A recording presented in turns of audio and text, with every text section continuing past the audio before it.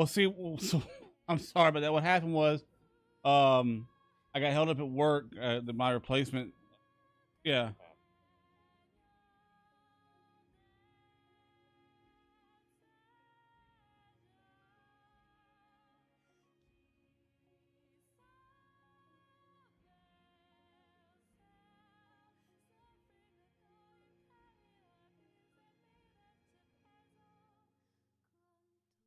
Yeah.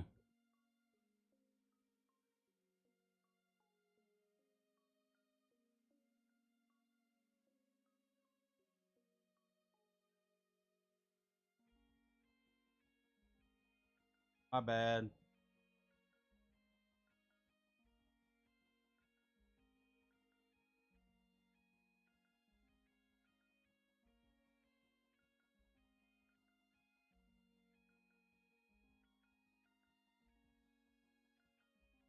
Well, no,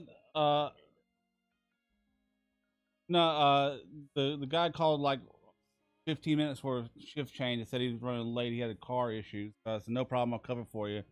And it was only like an extra 30 minutes or so. But then when I got in the car and started driving home, I realized that I had left my fucking charger in my car at the house and my phone was dead. So I didn't have, I wanted to let you know, but I had no way of letting you know. And so when I got here and I saw your message, I was like, all right, I got a few minutes and he hadn't gone live yet. I said, phew, maybe I'll catch him before he gets back to the computer. I'll go, because I figured you had your phone on you and you would see with the stream notification. Yeah, my bad.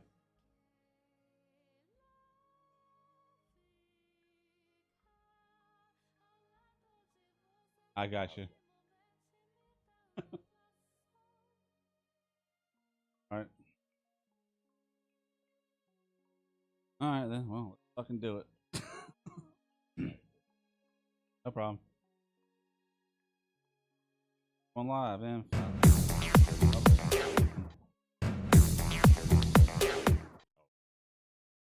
Chance.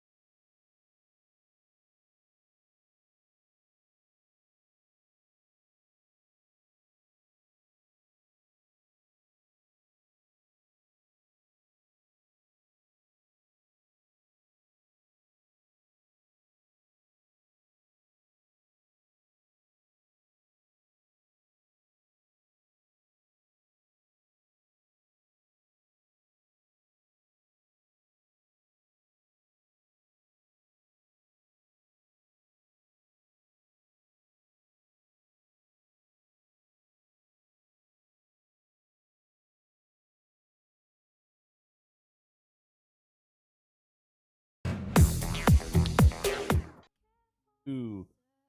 Hello, one and all. Welcome back to another Day Night IR Bad Game. Woo. Back here tonight with could be the conclusion. House and It's Fata Morgana. definitely feeling conclusion adjacent. We got to be closing in on it, but Yeah. we still got to get all three keys. So I don't know if that's yeah, maybe.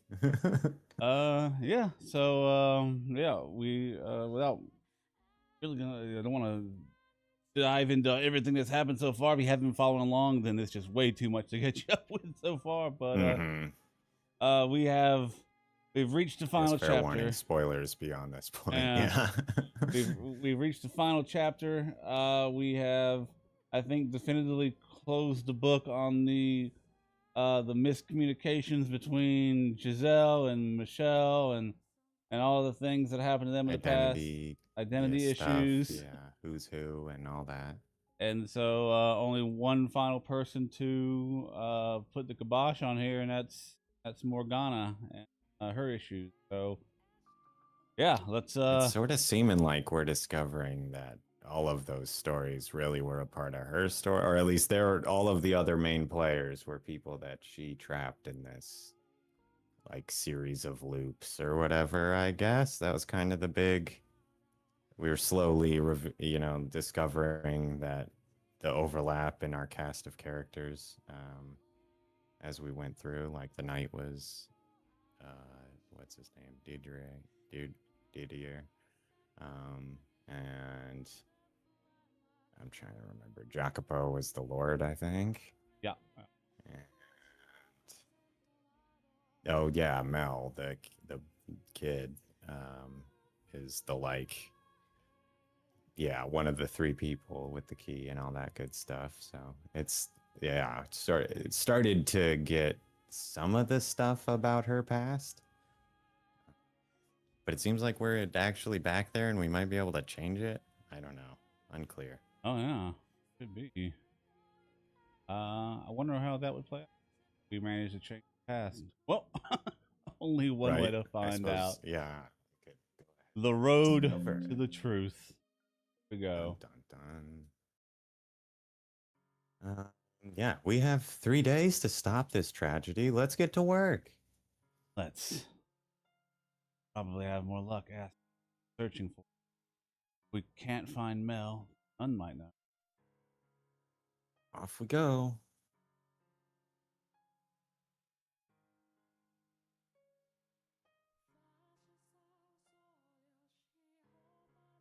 Capitalize.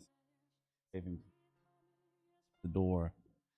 Man is practically beaming, and judging by the vial in his hand, he's happy about more than just simply having the chance to see her. According to Morgana's account, a disease began spreading to the city at the Harvest Festival, eventually eradicating the population. At a time like this, where medical knowledge is so limited, a plague would be almost unstoppable. The sight of so many people dying so quickly could appear to them the work of a demon or a curse. We come from the future, so we know just how dangerous this is. But they have no idea. Tale that could only have taken place in the miracles. About that, she couldn't. Hmm. I feel like I don't remember when their like tail end timeline is from, but I'm not sure they had germ theory nailed down yet. I don't think so Uh, either. yeah, I'm like I'm pretty sure it was still like the humors and whatnot. But anyway, could we maybe warn everyone against taking the medicine? I assume the sickness was caused by them ingesting blood, at any rate. It's not medicine they're being given.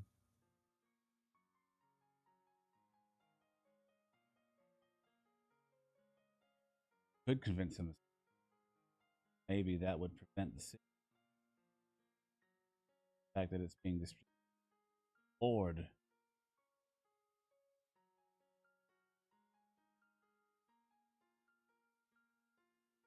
possible.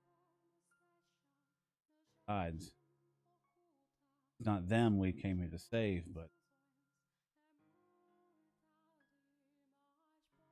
we need to find the truth and save Donna's soul. Putting ourselves in tension, make people suspicious, have that kind of. Yeah, you're right. Sorry. It's just knowing what they're doing to themselves, I couldn't help but think that maybe there was something we could do. Especially considering how it all turns out. Understand. Reasoning.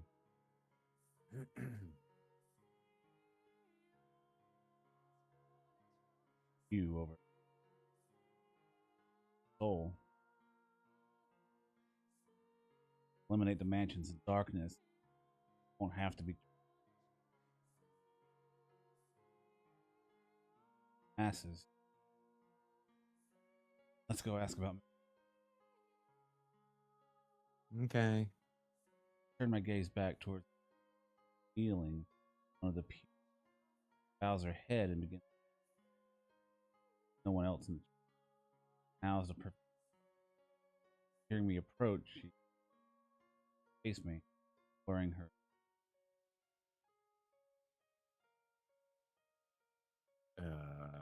This was me, right? Hello, Michelle.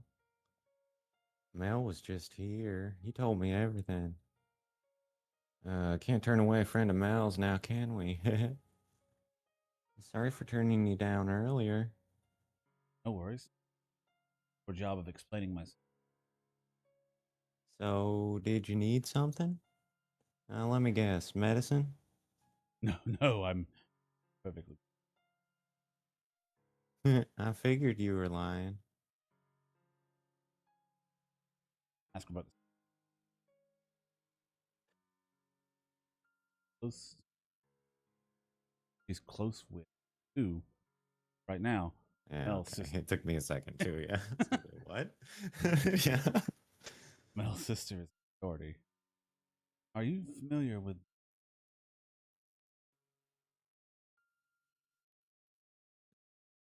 Oh, you mean Nellie?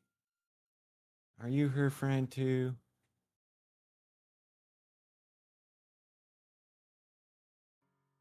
You're better off just saying you're friends. friends? Hmm. What about her? Like to speak with her. What kind of friend doesn't know where to find her? And Nellie should be down at the cottage, I believe. Bitch. Oh yeah, you definitely don't know her. Yep, that's where I stay her too. Funny, I've never seen you down there before. Yeah, which is odd considering I don't sleep in the mansion itself, what with all the child imprisoning. Don't live here. Work here. Right. Well, for one, there are men who live here. The Lord likes to show up on occasion too, and we can't have a nun wandering around while he's here. Ellie live together. Yep, we have for about 6. I wanted to let her stay with her brother, but since this is technically church property, we have to keep the boys and girls separate. I'm so glad to hear Nellie's got a friend, though. What? She's not from around here, so she doesn't have many acquaintances. And with how sick she can get, she doesn't spend much time outside. Friend, of course, but I've got responsibilities. I can only be around so often. So I'm sure she'd be delighted to have someone else to talk to. Pleasure. Then Oh, sure. It's not that far from here. You go down. the directions I got from the nun led me to a place I know from my own time. Yes, the groundskeeper. Same building where Uh, the man who had been ordered to surveillance. Sunlight seeps relentlessly through the trees. I think I the find myself having to look down at my. stream might have dropped. Or my Uh, internet's acting a fool. That's my uh, bad. Sorry. oh, Or, okay. well, maybe that's what's happening. I'm not Going sure. good over my end. Okay, it's probably my end. Okay.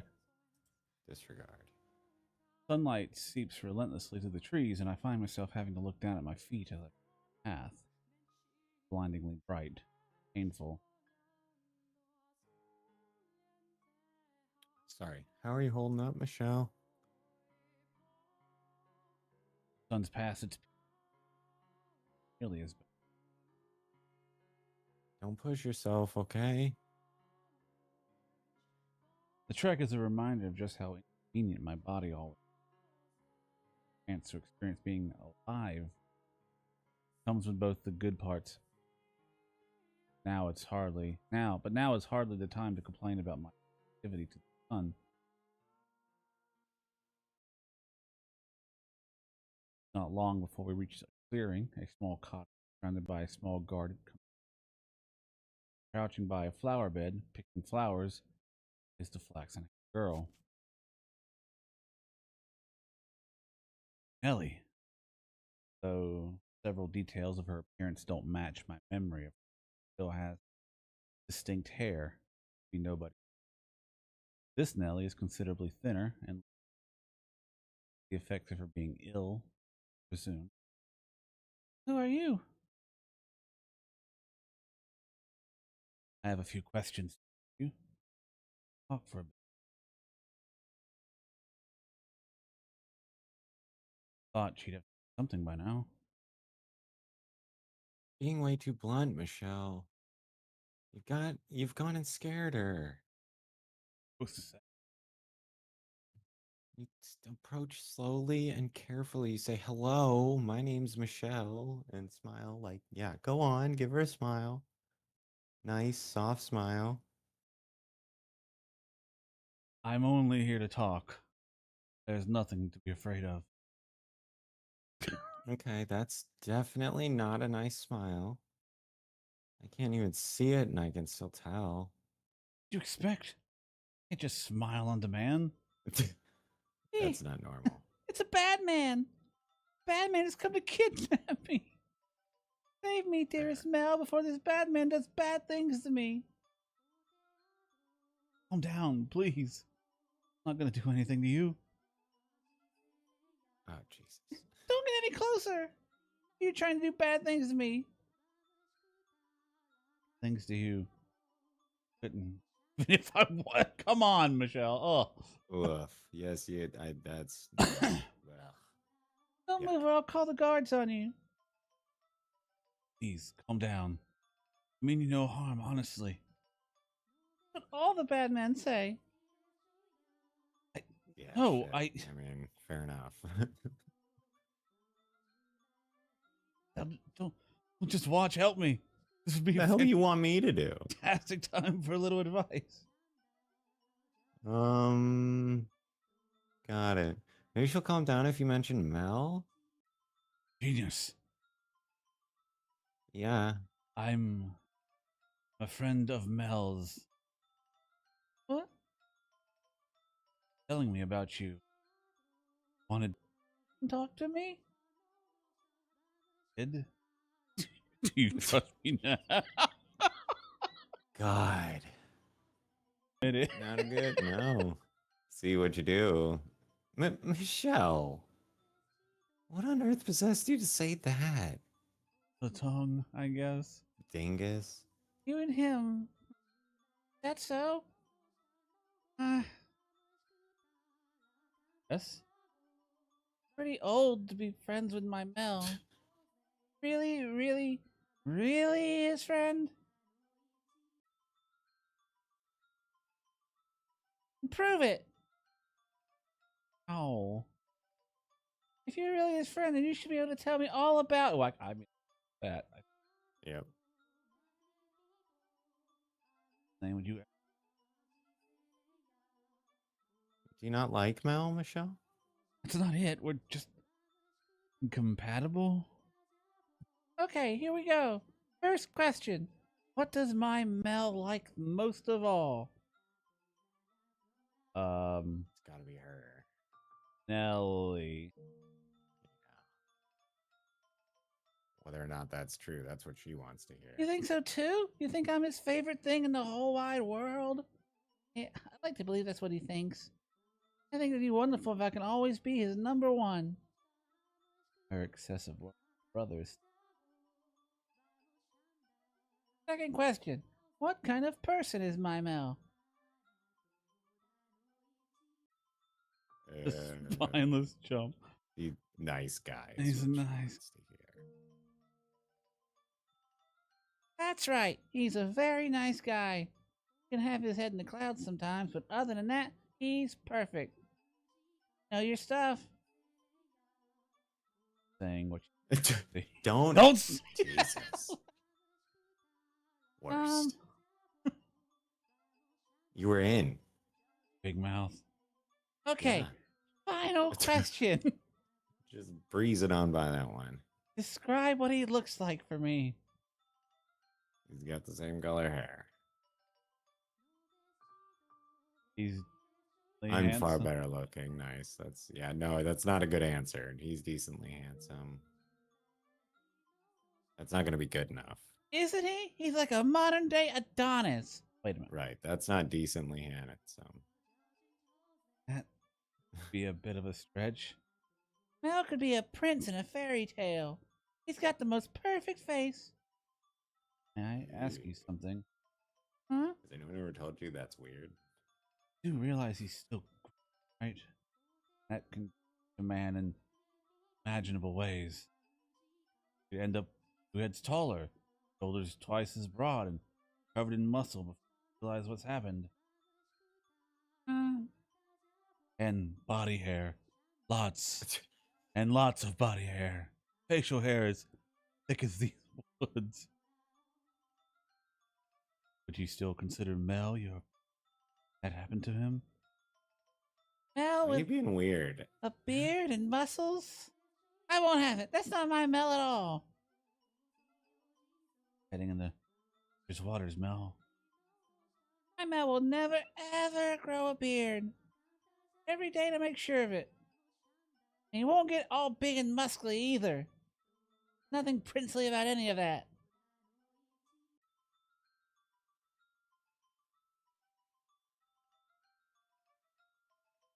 Out of curiosity, did you ever want to be buff like that, Michelle? Yes. Every man wants to be strong and well built. I don't think the beefy look would work on you. Well, that's the last of my questions. You passed my test. I guess you're his friend. You're not a Mhm. complete stranger, it seems. Sure, why not? You can be my Mel's friend. Thank you. This is great. I was sure you were a bad man. That's the first impression everyone has of me. Why is that the first impression everyone has of me is never that someone decent? Ugh, that's cumbersome. Any friend of Mel's must be a good person. No, an amazing person. Quite the faith you have. Why wouldn't I? He's my big brother. Some circular logic. Is it just you? Is Mel not coming? Please. Moment. Oh, always had something to take care of, that Mel. He's hardly given me any attention these past couple of months. But that's okay, because today I've got you to keep me company. Yes. Oh. Alright, just stay until sundown then. You had something you wanted to ask me, didn't you? Well, if you're a good enough friend, I'll tell you anything you want to know. And how do I go about that? Talking. Lots and lots of talking. You have to keep me entertained. Huh? You're asking. Oh, really? Fuck, that was a. I think it was a That's the first in the line. game that they had like an audio cue for a line.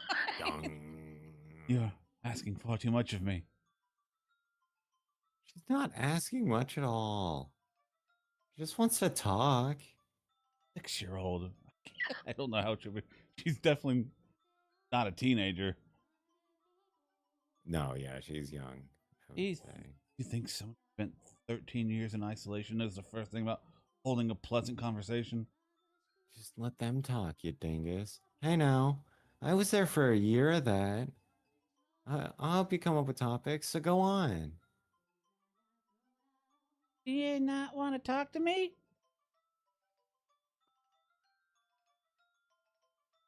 I'm just not much of a conversationalist. Okay, then instead of talking, you can sing. Yeah, that's way easier. I've never seen a minstrel before, but I've always wanted to know what kind of songs they sing. Will you show me? Self either. I've heard an accounts of the songs of traveling jongleurs? Yeah, I guess. Jongleurs. Well then, I'll teach you a song of my Looks people. like- yeah, itinerant minstrel. Huh. I'll teach you a song an old acquaintance of mine heard while traveling. Hey, I can't wait. Here Medieval goes. France. Like a troubadour, basically. Yeah. Silence. Deafening. I'm shocked. I don't think I've ever heard someone sing so badly. Me neither. I'm flabbergasted. By then. That's enough singing for today. I don't want my ears to fall off. Oh, you're worse. Just little girl. I know, let's bake something. I don't. Helping us find. So, bake something? Yep, come on inside. I made some nice jam earlier today, and I want to make it into a pretty little pie. You get to help me with that. Not much of a. Come on, move on. You either help or you don't get to be my friend. Do you just dump jam into a pie crust? Is that how you make pie? Yes. Wish. I'm gonna keep that in mind. This is not going to end well.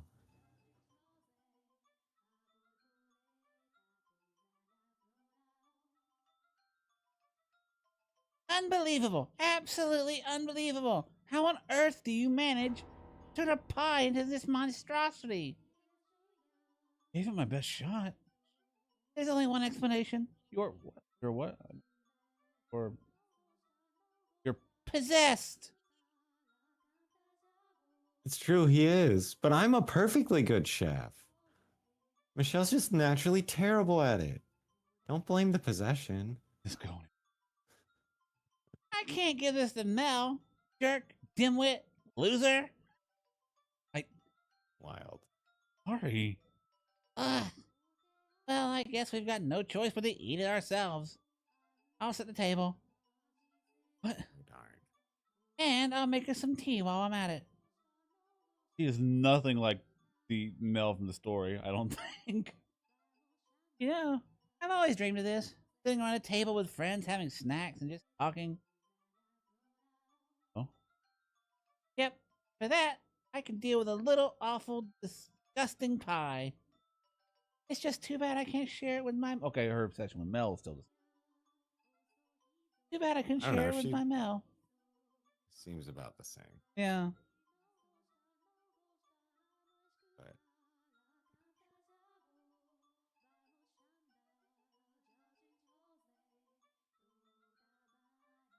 sorry. Bad. For all her complaining, she seems to be enjoying herself.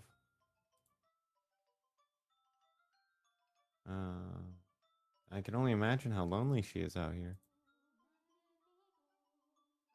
Is there more? Oh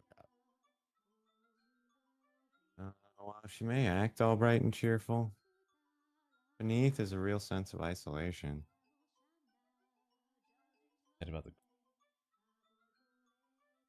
as vivacious and pushy as be, see her hints of her loneliness behind it all. Her brother was practically all she had while she lived in the mansion. But if I were to guess, it's not the life she really wanted. I bet she would have preferred to be able to go out and play with friends. Family takes a lot of your free. Imagine starving takes away a little more. But what do I know? Even in such drastically different time periods, she's still the same girl inside.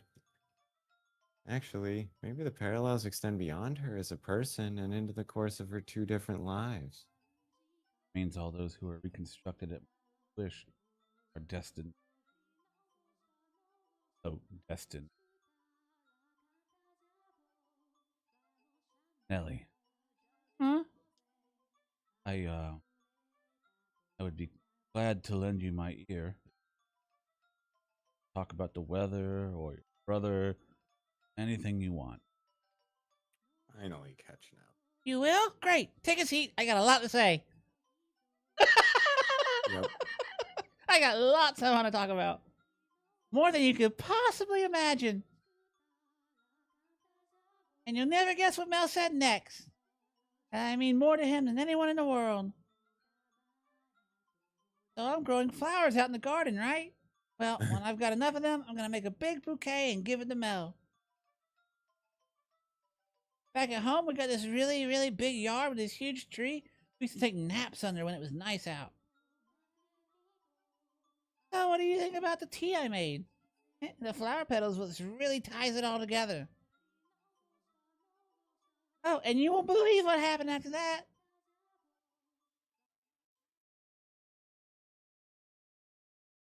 Here for another cup of tea? I'll make as much as you can drink. No, thank you. I'm fine. Like all I did was nod and listen. You're getting it. Mel, no less. I haven't talked this much in ages. Time sure flew by, huh? The sun's starting to set. Not much. We do, but it's kind of, I don't know, not really the same with her. Just feels, I guess, like she's too important for me to waste her time being the lady in charge of the church. Pretty much the whole estate. About Mel. Does he not visit you very Uh, no, he does. He comes to see me a lot. often? Then why? He hasn't been himself lately. My old Mel would always happily listen to whatever I had to say, but now he seems kind of distracted. It sounds like he's really busy. When he visits, he doesn't stay for long, and he has to go back to the mansion at night. I'll try to get him to stay longer, but it never works. He's always avoiding the question when I ask him why he can't. Feels like he's hiding something. The child they're imprisoning. Knowing what he's hiding, and why he won't talk about it. Never tell. Two other men have a girl locked up in a tower.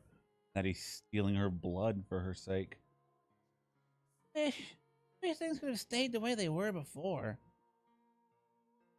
Or And it was just the two of us living together. I know we're more stable here, and I can get the medicine I need from the church. I'd rather stay being sick than be so alone.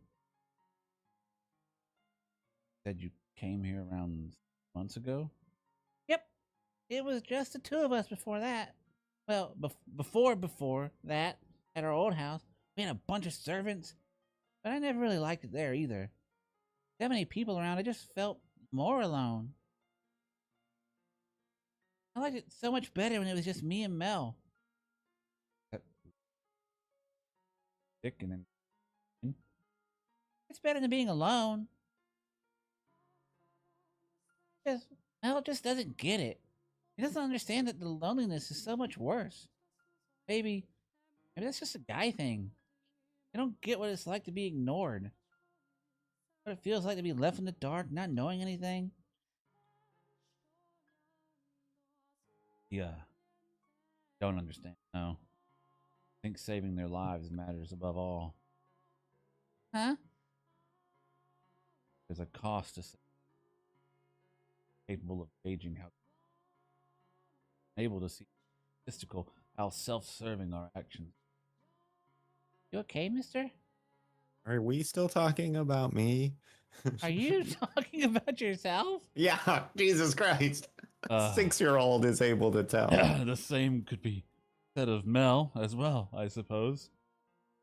Mel's still around though. He's there, but it's like he's trying to avoid me. All I want is for him to be here. Be with me. That's all I really want. Doesn't even have to be perfect fairy tale prince. Told him that? What? Have you told him that he doesn't have to be the perfect brother? Happy with just having him there? Have you ever put those feelings into words?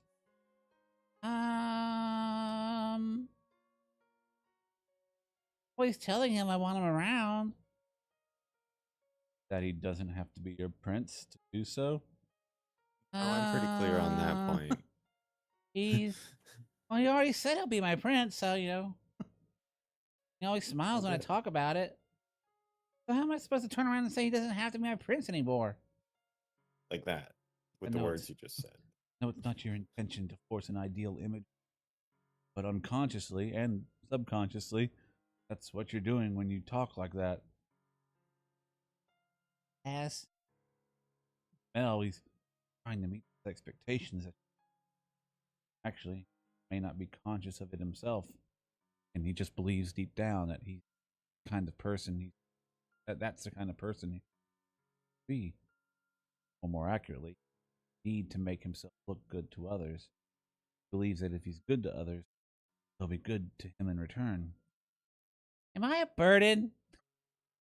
Yes. I can assure you, he's better That's off. not a no. I assure you, he's better off with you around. But I am a burden to him right now. Again, the 6-year-old's catching on. Yeah. Be honest with me. Yes. You are. Yikes. Oh God. Does Mel not like me anymore? Is that why he's Yeah, been right? avoiding Like, me? Jesus Christ. I'm sure that's not the case. No, it's because he's imprisoning a Uh, child up in the tower at the, and sucking her blood like a vampire. at the very least, he's doing what he's doing now because of how much he cares about you. You promise? Promise. I love him. I love my Mel so very much. Too much, in fact.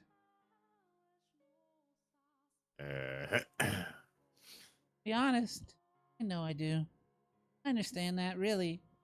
I know I'm making his life difficult. Mel's all I have. He's the only person I can latch on to.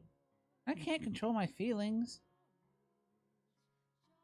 Difficult to tame your emotions.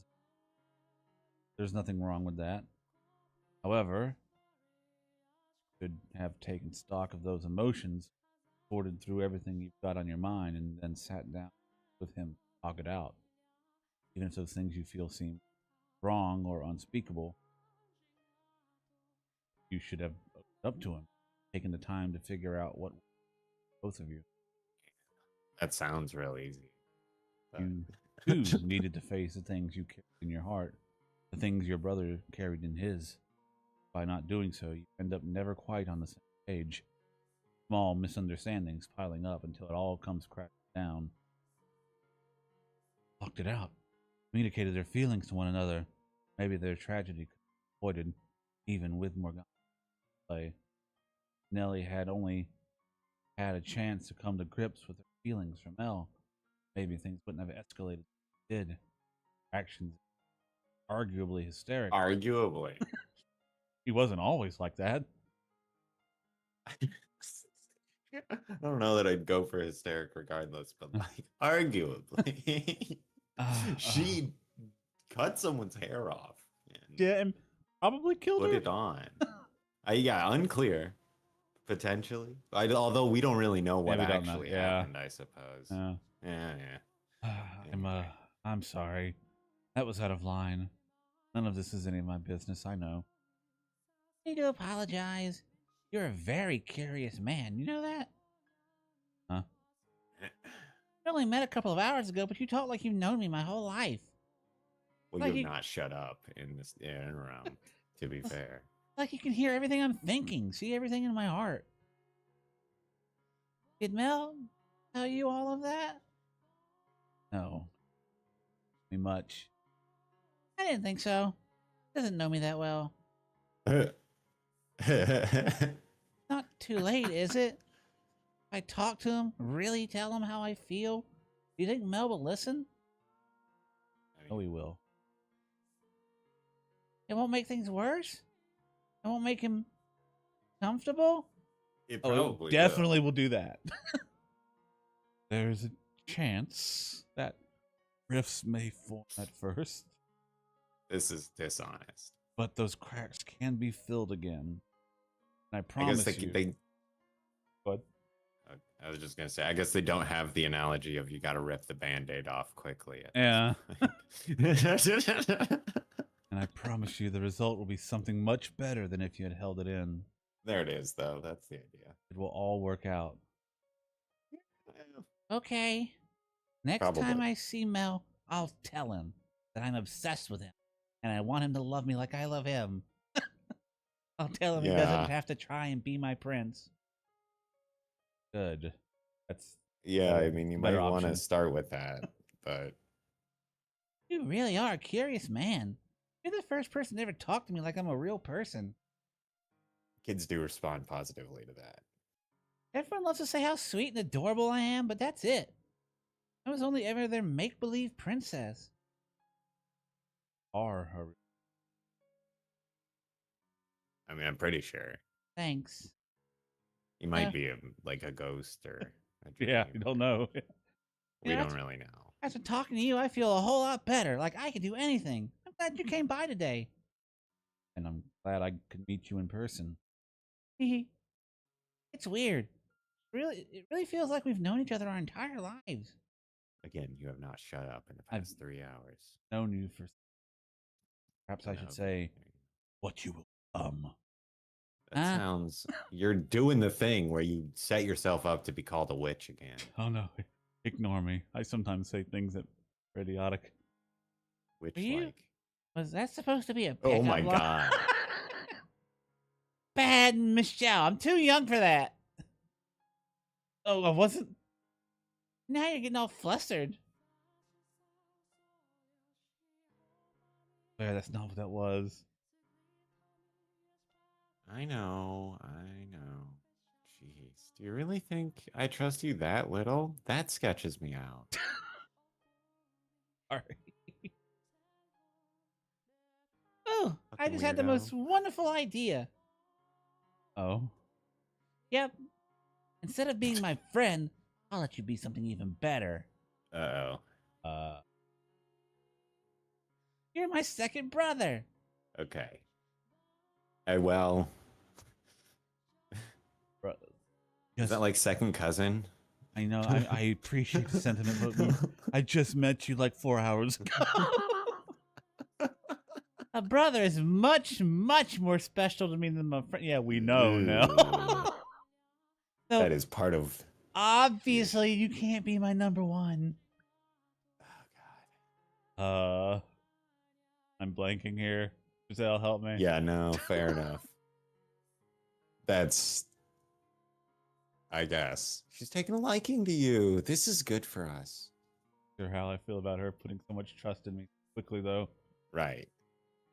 The amount of time it takes isn't important. Actually, it is, because we only have 3 days. What matters is that you listen to her, you understand her, and you treated her like a real person. In her eyes, you're someone she can depend on. Do you not want me as your sister? Actually, I was a youngest child, so having a younger sibling would be Would be what? Come on, spit it out. Weird? be rather nice. You You're weird.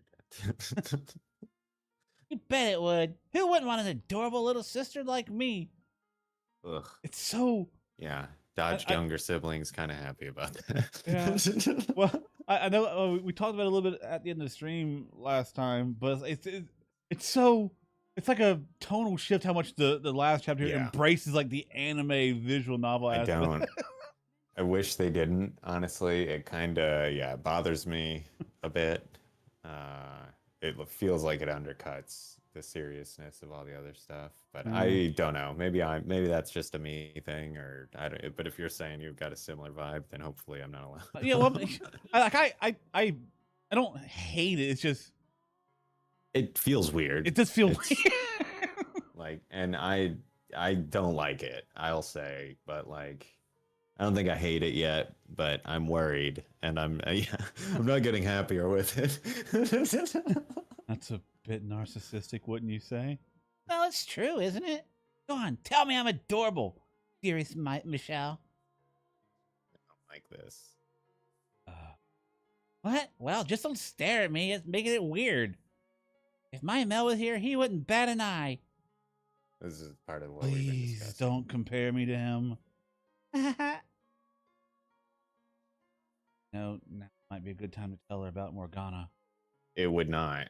Part of me feels like I would be taking advantage of her newly earned trust. Yeah, but it'll certainly be easy to bring up now while she still holds me in such high regard. I might give it like 10, 15 minutes at least. I don't know. More likely to believe me now. You're right. Okay. I agree. Now's probably the best chance we'll get. Especially considering how little time we have. I mean, we do have a guess time that crunch. Sort of makes sense, but like, I don't know. Yeah. Can't shake the Yeah. feeling. You know what, hold on, let me save real quick because there might be another choice coming up. I'm not sure. All right. I can't shake the feeling I'm rushing things, but at this point, all I can do is go with it and pray. If we had the time, I think we'd all like to hold off. Ellie looks like she's having so much fun. And even you seem to be enjoying yourself. No, I'm just It's nothing to be ashamed of. All good. I'm having fun watching you myself. Let's do it. Let's tell her about Morgana.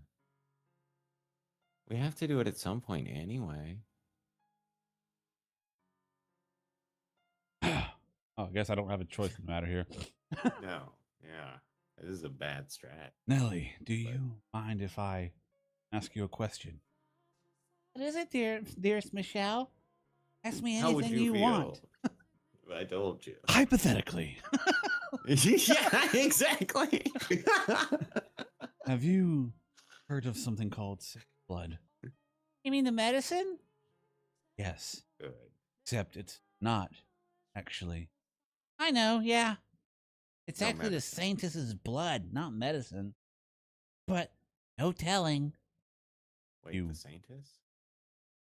So, if what I remember of Morgana's The original, nun's not the Saintess. the town is calling the nun the Saintess. Yes, but from when Morgana first told us her story, like Nell went to her and was like, or not, Mel went to her and was like, I need your blood. And so I think Nellie knows that it's more that it's blood, but I don't think she knows the extent on which Morgana's like. I don't think she knows about Morgana being trapped.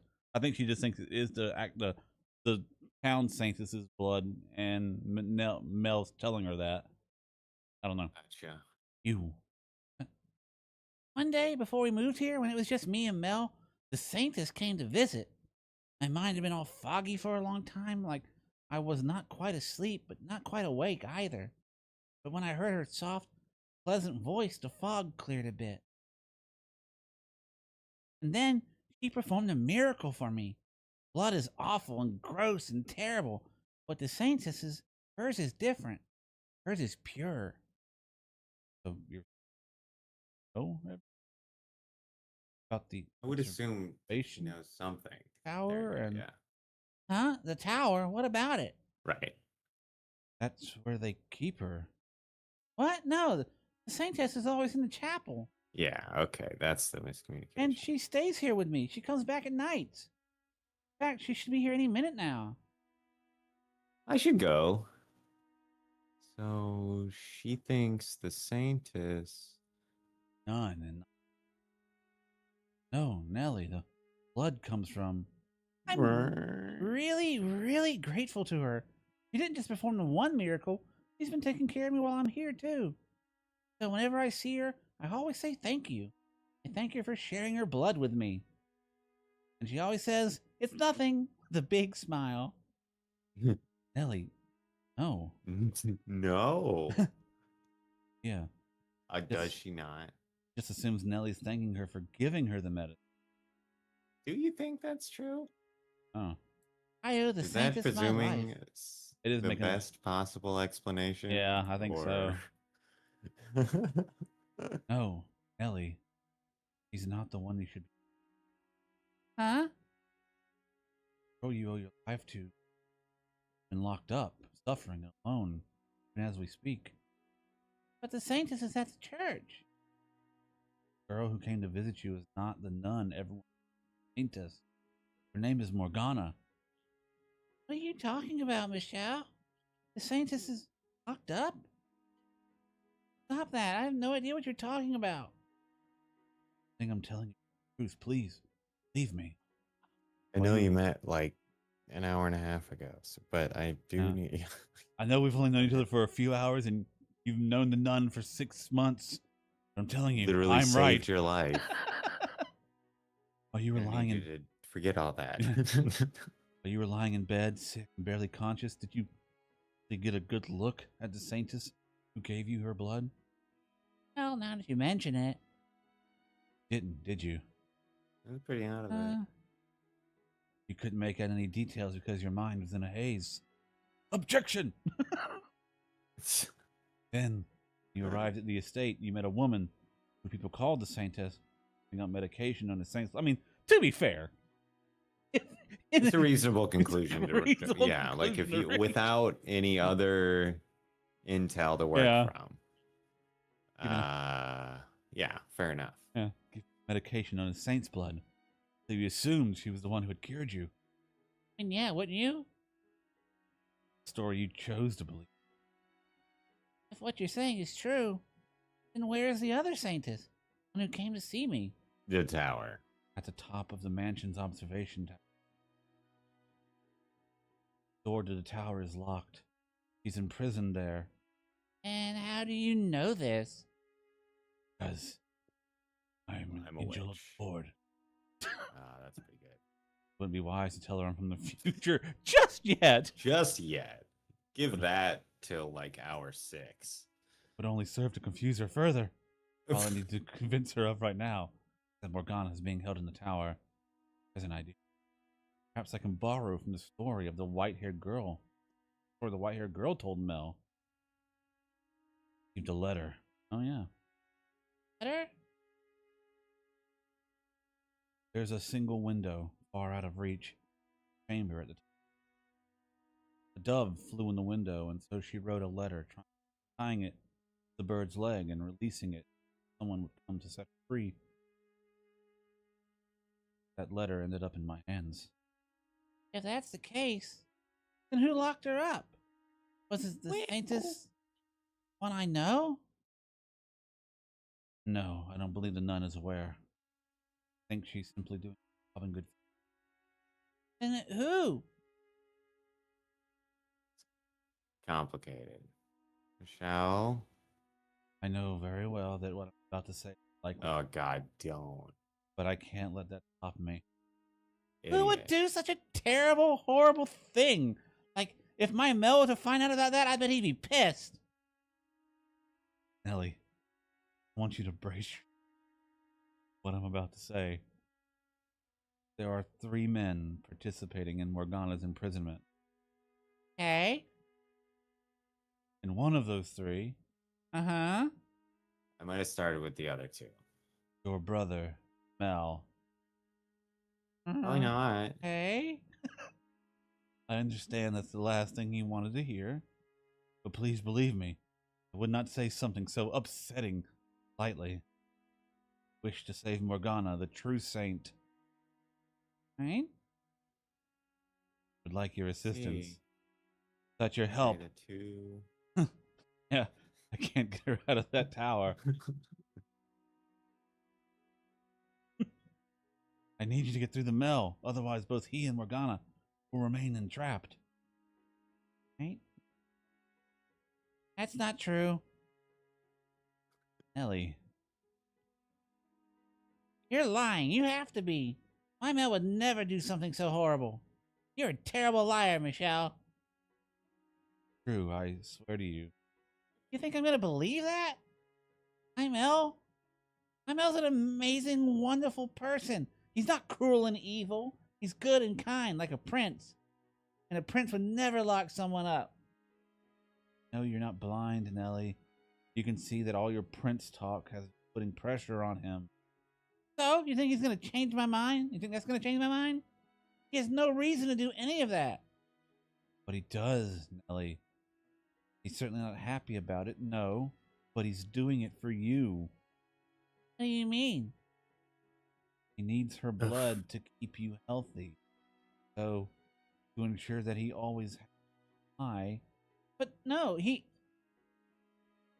like that, Saint's blood probably doesn't even have healing properties anyway, so he's really just torturing her for no reason. No, you're just anemic, is the thing. And she's like, O negative. No one benefits from doing this. Not you, not Mel, and certainly not Morgana. I don't think anyone can stop him except you. Mel won't listen to me. Did you not just say you would talk things through with him? Just shut up. Stop talking already. I'm done listening to you. Ellie, I'll never believe you. You're not my brother anymore. You're just a horrible, horrible albino man. Who do you think you are to? Whirlwind adoption. yeah. Who do you think you are to march in here and try to make my Mel into the bad guy? That's why I made you my second brother. What's wrong with you? I trusted you. I ate nasty pie and had tea with you. You're just a mean, evil man who had to turn me against my Mel. I know you don't want to believe me, but I'm telling you the truth. Every word. Beg you to open your eyes yourself. If you don't believe me, then ask Mel about Morgana. I guarantee you, panic. Enough! Enough already! Get out of here! Get out this instant! Ellie, Don't say my name! Just go away! Get out of here! Now! I don't want to ever see you again! I could have chased you off the moment I saw you. Get out now! pray you find it in your. Open your eyes and face the truth. Get out!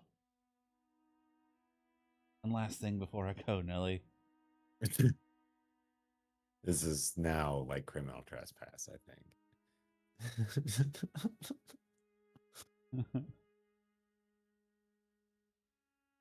My only option.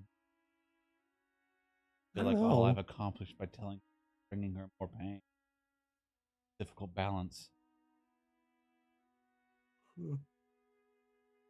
Sorry. We just have to pray that you were able to get through to her. I'm sure she'll come around. 3 days, it will all be over. Yes, Morgana, that's true. They really are on a clock.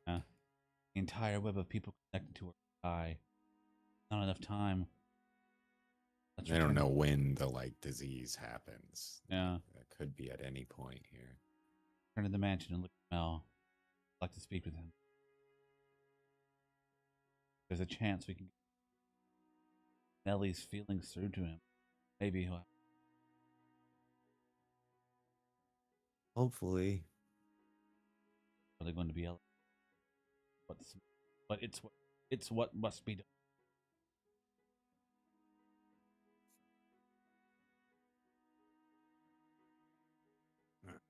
Did you just get back? The scientist was telling me you went to see Nellie.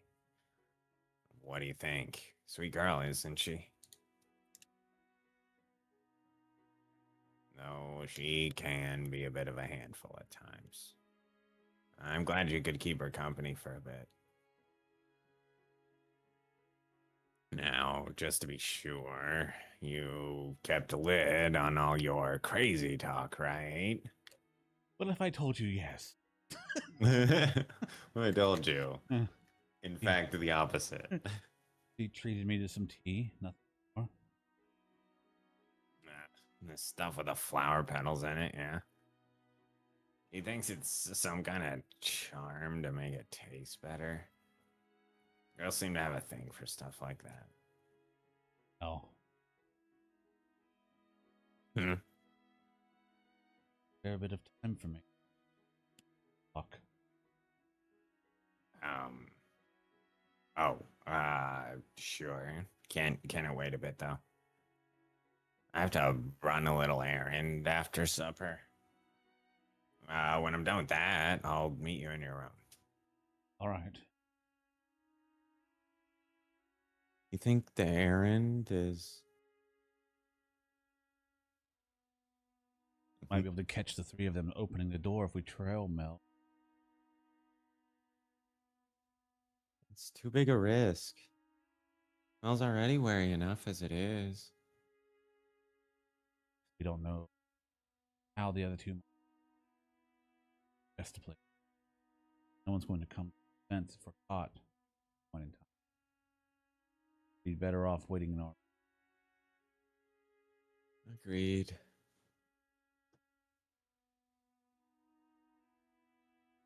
Though winter had receded in spring as well, land there's still to the.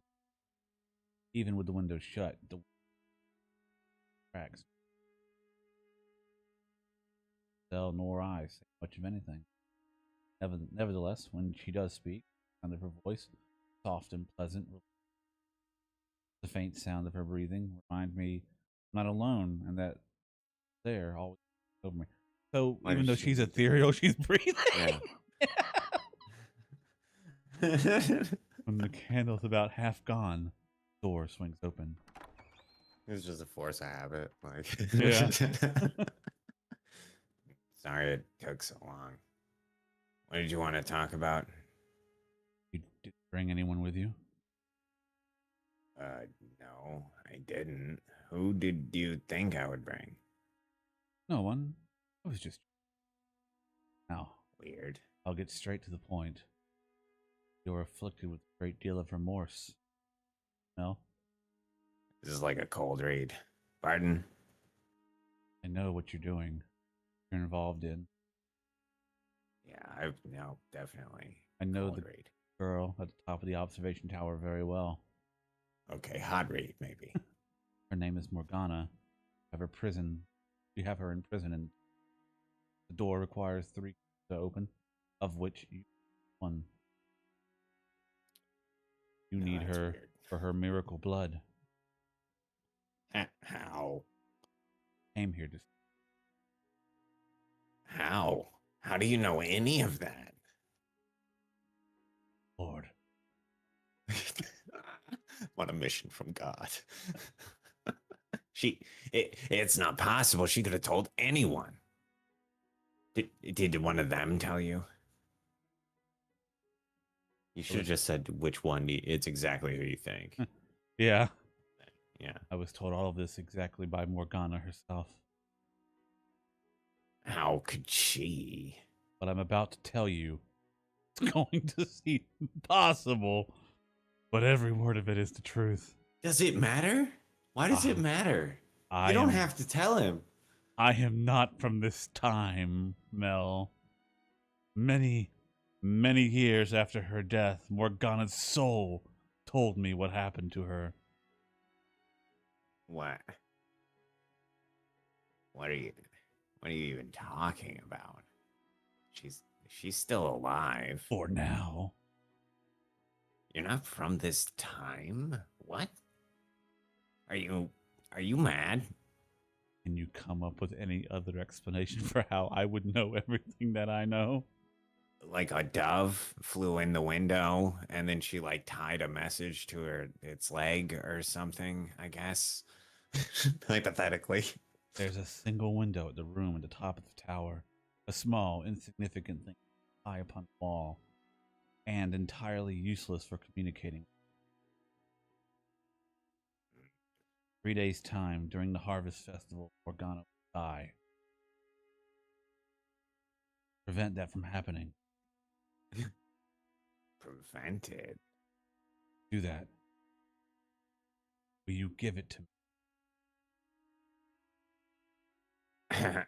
There you go. Talking nonsense again. You know, I warned you not to kick up any dust for your own sake. But I guess that didn't get through, huh? I lied about coming along. I don't care who you are or where you came from. All that matters is that you intend to stand in our way. What? Do you think I was just a helpless little boy that you could take my key without any trouble? Well, you'd be right about that. If it was only me, stealing my key and setting her free would be trivial matter. But it's not only me. And the other two, they won't hesitate to kill you. Your life, anyone's life, means nothing to them. You don't know what they're like, how terrifying they can be. They're killers. I'll tell them everything you told me. I'll tell them you know our secret. And don't come crying to me when they come for you. I warned you. Want? You find the comfort by being their devoted little Morgana imprisoned in that tower. What else can I... Feel it all about your part in this. You want to do something to correct it. You need to. You can't fix this problem on your own. I'm here to help. I'm not ashamed about anything. Don't lie to yourself. Don't act like you know how I feel. The hell is your deal, anyway?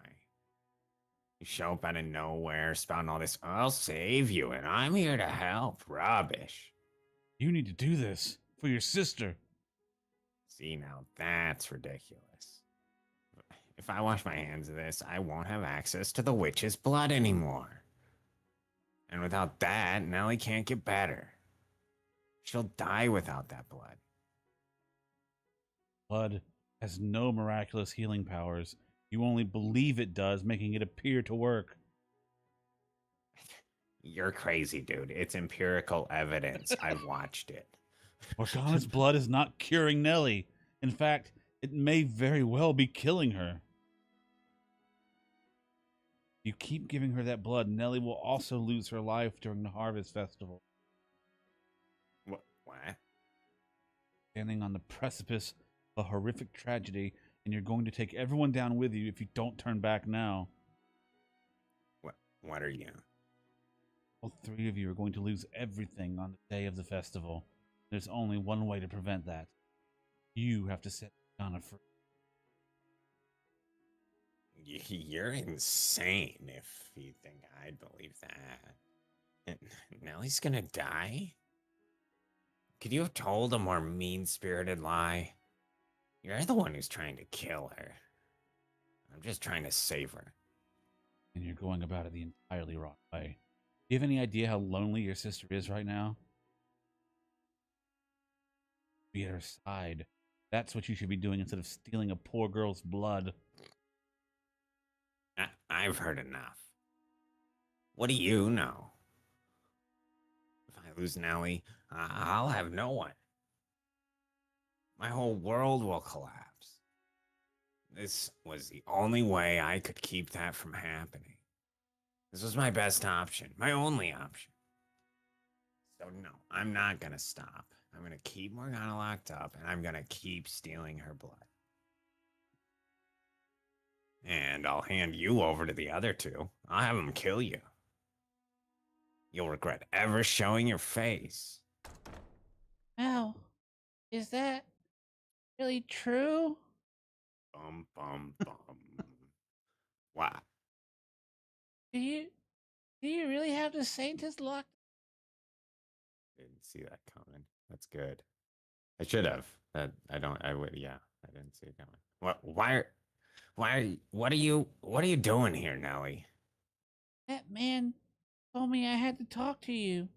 He said if I didn't have the courage to do it myself, wait outside his room tonight because he was going to One get the more thing. truth from you. Yeah.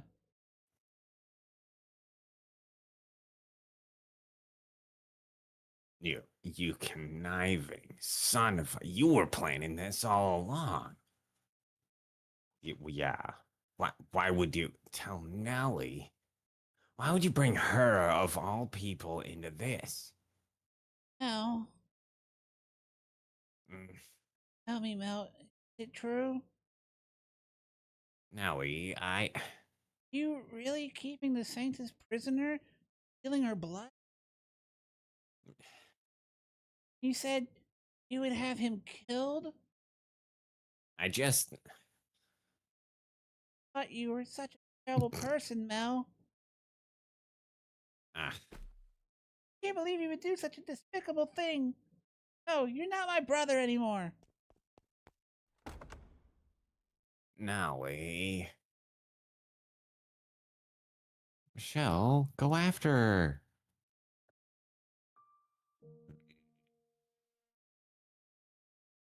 Stop her. Bring her back. What? I guess if she runs back to the nine, then the whole game is up. Nellie!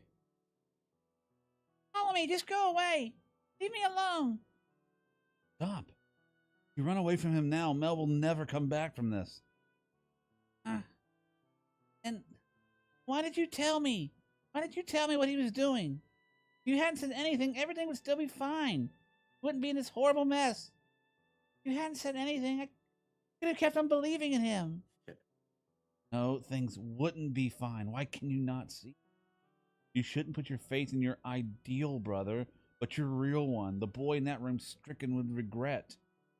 If I hadn't said anything, the facade would have ruined you both sooner or later. No, in truth, your relationship was already broken. You were simply ignoring the spreading cracks. I know on some level you had realized that Mel was keeping something incredibly important from you, and that secret was tearing you apart. There's there's nothing good about this though. Now we'll never go back to the way things were. We'll never go back to what it was like when we were kids. Just the two of us playing together every day and having fun. How time works, Nelly. Once childhood comes to an end, the flow of time is impartial. Yeah, You cannot fight it. What you can do, what only you can use how you change. But Will admit, I am the one who opened your wounds.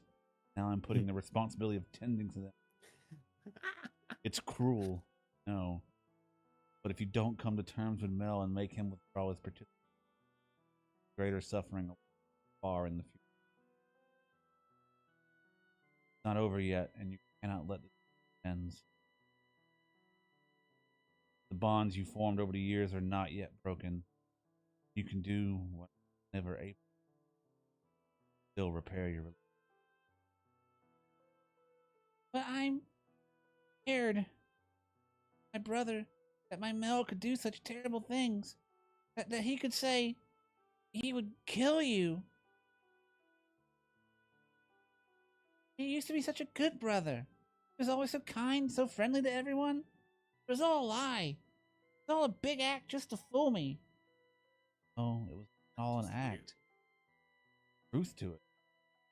It is a kind-hearted boy, an ordinary young man, whose kindness was twisted by circumstance. And it doesn't matter how good of a person. Everyone has the potential to do terrible things when backed into a. You think you know everything? That much. Nelly, if you want your brother back, you have to act. Please, you must take it. But I'm scared. What am I supposed to say to him? I don't know. Be there with you. You don't have to face this alone. More to this story than we've heard. We don't know how he got himself involved in this. I mean to get the rest out of him. And you need to be there to hear it. If, when I hear what he has to say, I try to say something I shouldn't, if I try to say something that will ruin everything, you'll stop me? You're the one who told me to open my eyes and face him. You're the one who made this whole mess. What am I supposed to do if all this destroys everything I have? You said you'd be my brother, right? So be a good brother and help me out here. Sorry, I am no longer brother. You cleared me of that obligation. Right. So Promise me you'll make sure nothing goes bad. You'll do no that, won't you? backsies. She'll just say yes. We won't let this go bad. Have faith in yourself. Faith that you put their relationship on a track to recovery. Promise her. Give her the courage she wants from you. You are taking a long time there, mister. You have nothing to fear. I'll be there for you. I'll help you both. It took you way too long to come up with that. Okay, I'll do it. I'll go back. Thank you, Giselle. Oh, don't mention it. Now, let's go see what he has to say for himself. Let's draw back that curtain.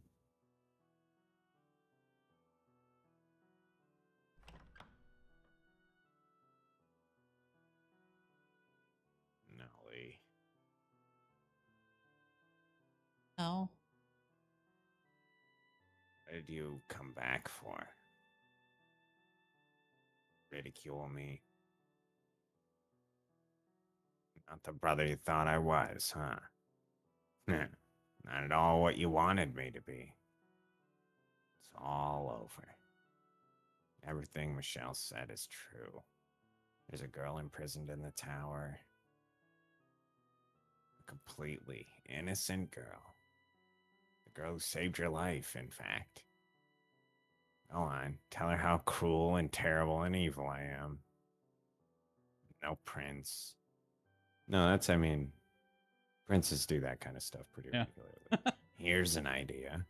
Why don't you make him your new prince? Do it, Nelly. Ask him. I'll be your prince. That's not what. That's not. I just. Had your reasons, don't you? You have some reason for being part of this, right? A reason? Yeah, I have a reason, all right. I wanted to save your life. I needed her blood to cure you, so I had her locked up. Tell me the truth. I don't remember much about when the scientist came to visit, but I do remember a little. I remember her saying she would gladly give whatever she could to the sick and needy, which means you had no need to lock her up. Tale Morgana showed me it was the same. Yeah, she was. Even if she didn't, like, actually have healing blood. Tell me the truth, Mel. Tell me everything. There's nothing to tell. There is, I know it. There's more to a story than just the facts. The things you thought, the things you felt, are all pieces that combine to make the whole story. Isn't that right, Michelle? Exactly right. They hadn't said anything. We could have gone on with their lives as normal. No, Mel, we couldn't have. I thought so too. I thought so too. I thought so too at first, but it's not true. Our normal lives ended long ago. Tell me the truth, Mel. No matter what it is, I can handle it. No, Nellie, you can't. A girl like you dreams of becoming a princess. Couldn't possibly bear to see how hideous her brothers become. How can I know if you don't say anything, though? That's how it's always been with us. You were nice to me, and that was all I needed. I never looked beyond the surface. I made you into my ideal brother, and I latched onto that image of you. You're a kind person, Mel. You really are. So kind you played along with my fantasy that you were a prince. But you don't have to act for me anymore. I want to know the real you. I'm all done being a princess. Just your little sister now, nothing more. Your one and only little sister, Mel. Need to do this. Until you do, we have no way of going through.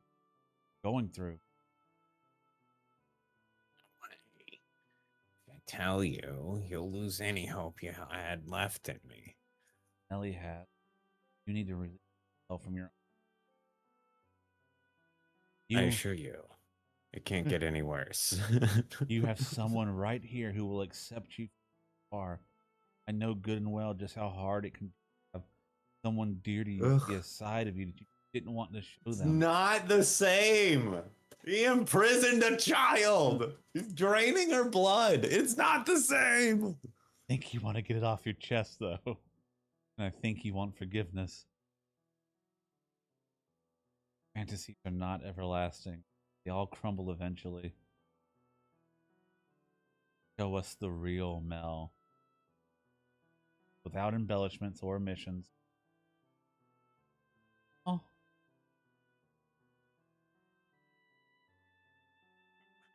Okay. I'll tell you.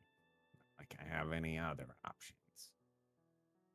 Nellie, if at any point you can't bear to hear anymore, so be it. You're free to leave whenever you like. I won't go anywhere. I can almost guarantee. Fair enough. I mean, no, yeah. I pray that ends up being true. All right, here goes. The whole story, from start to finish, of how I ended up in this mess. Oh, this is a story. All about how. How my life got turned upside down. I was gonna do the same thing, so yes.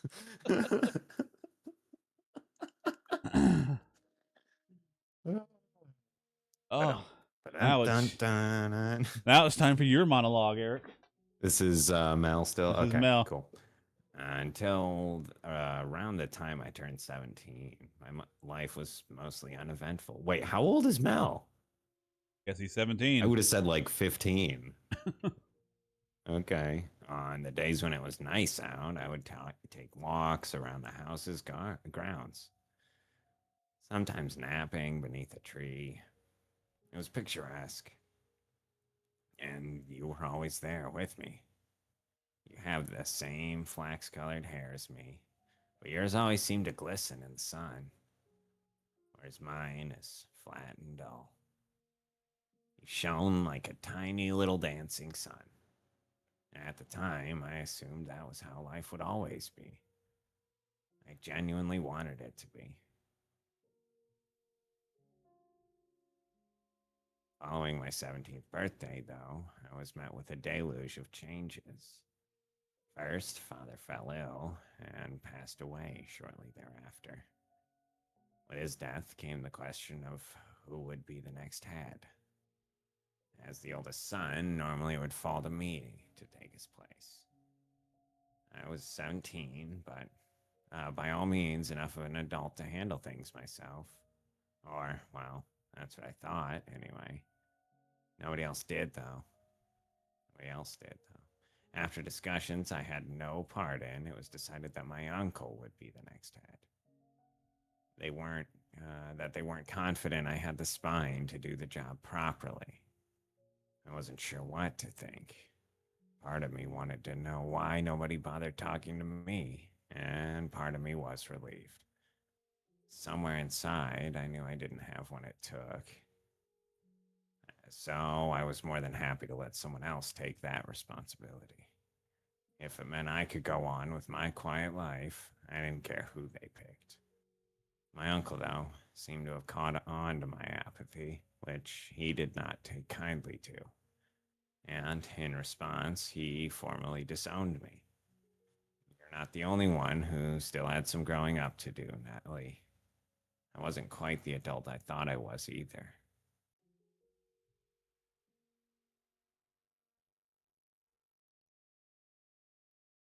Fortunately, if you want to call it fortune, I was given enough money to live on for a decent length of time, as well as a place to stay. It was a small house, far from home, his way of making it hard for me to come back. Not that I had any intentions of returning. But the best thing to come of it all was you coming with me, Nellie. Oh, this is our new home, dearest Mal. Yep, so it is. It's amazing how little there is. No big yard, no paintings, no vases filled with colorful flowers, no silver bowls full of fresh picked fruit. But there is you and me.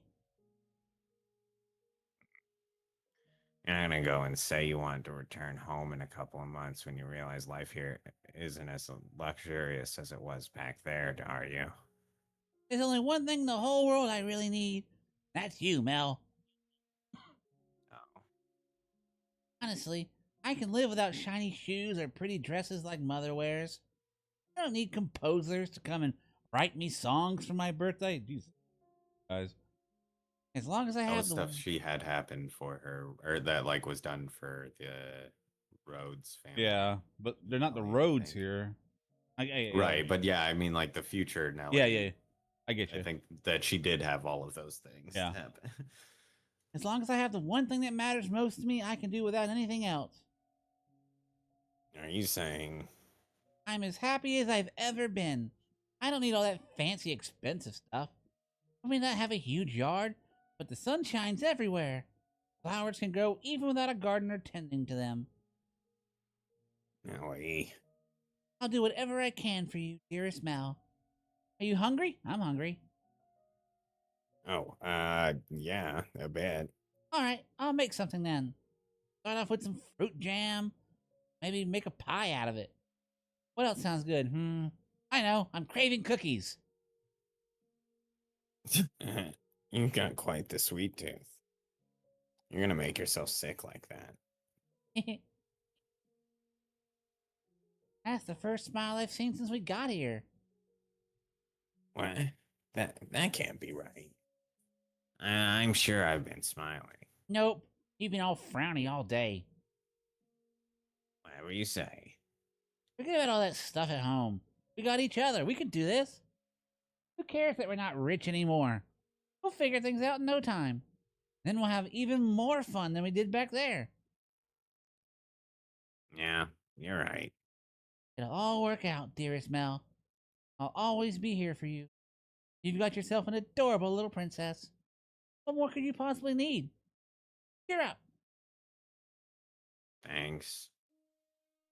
I'm really glad you decided to come with me. Ho ho ho! Did you think for a second I wouldn't?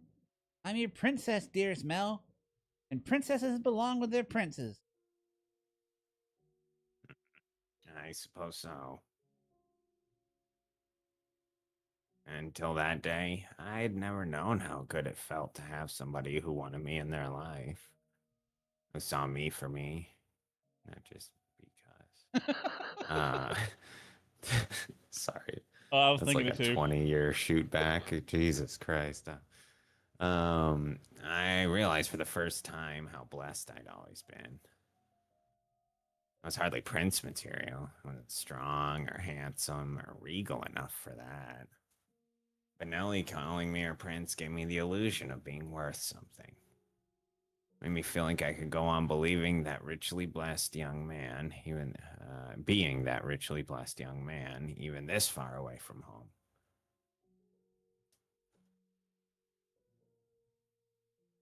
While I had been given some money, my supply was far from infinite.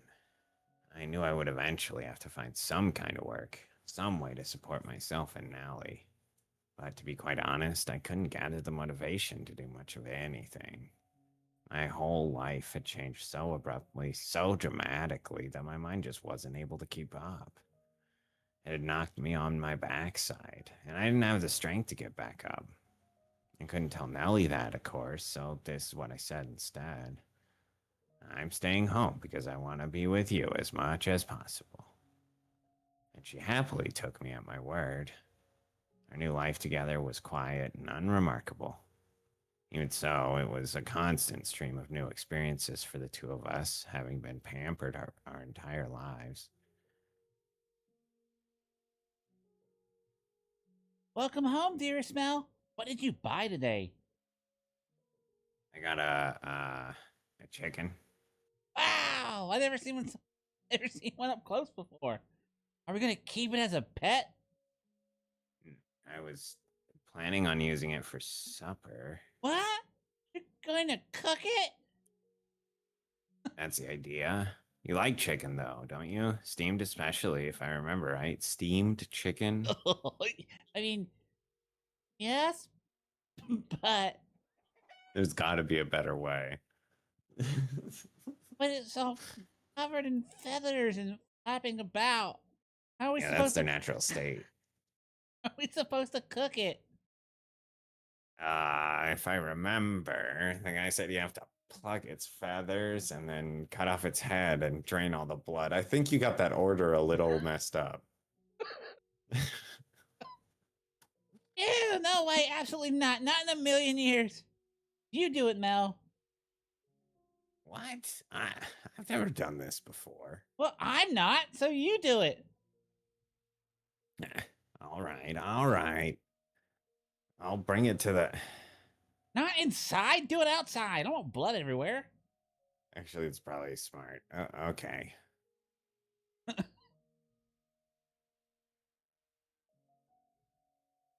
Never had to slaughter a chicken before.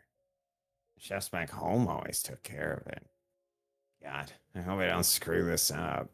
Well, I'm not going to accomplish anything if I just sit here worrying. Just got to give it my best shot. Go for Okay. it, Mel. Oh, please. Please don't put up a fight. I can't watch. I'm gonna do it if you don't look. What do you, yeah, dude, get your thumbs rolled back. Christ almighty. I don't know how you're doing this, but I am concerned if you aren't looking. On the count of three, okay? Count of three. 1, 2, 3. What? Wait. Come back. It's gone, What a waste of money. bro. God. I mean, you didn't even just hang on to it for like eggs or something. I Like know. that's way easier. Just Yeah. build a little coop. Like, Yeah. all right, I'm not feeling it. Can't do a chicken murder today. The Hope- eggs, I you know, hope you like. tomorrow omelets. I hope you like eggs, Nelly. Yeah, Jesus. Well, now nothing. Like at first, I was just fumbling about in the dark, constantly messing up everything I tried. But in time, I started getting more comfortable with things, and I stopped pining for my own old life. For the longest time, I couldn't shake the memory of the fact that I had once been a noble. I was constantly wondering how I'd ended up there and why this was happening to me. Nellie had seemed to have adjusted fairly quickly, but I wasn't faring so well. I was surprised, honestly. I figured if anyone was going to have an issue with our new lifestyle, it was going to be her, not me. Back home, Nellie intended to be, well, a bit of a princess. She was frequently harsh with the Abigails, scolding them for the smallest of things. There were times I thought she might be biting her tongue for my sake, but every time it crossed my mind, she would say, I got you, dearest Mel. Everything's just fine. And it was those words that kept me going. Oh, dearest Mel, I had just had the most wonderful idea. Would you like to hear it? Sure, what's your idea? We should get married. Jesus, got it. What?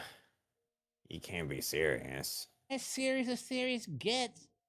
I mean, we're basically married anyway, and everything but name and size. It's like No. 900s.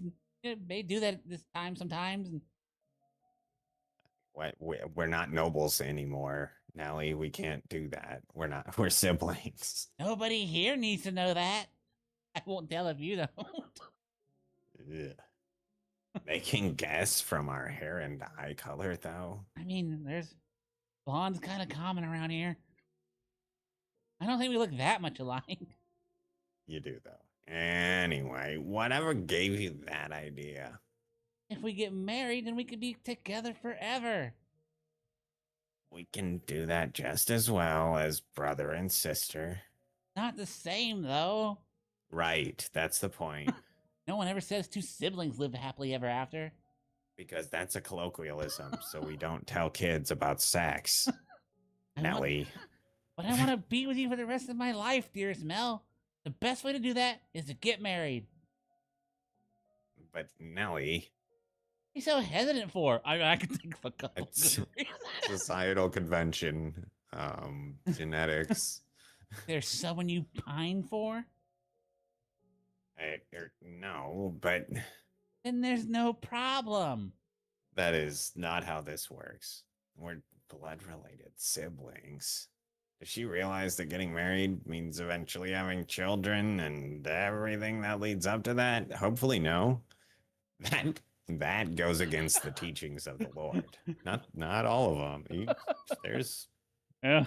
There are some pro-incest passages, if memory serves. It's been a bit since my Bible study days, but no, she's just a kid chasing after a fairy tale ending. She doesn't understand the reality of what she's saying. Sometimes I'm not sure what to do with you, Nellie. So you'll marry me?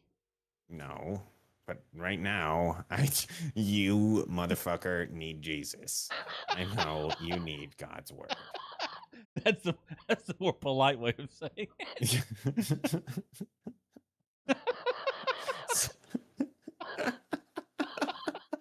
Like you need Jesus real bad. We got to Real nip bad. this in the bud right now. Yeah, we've been lax on the Jesus.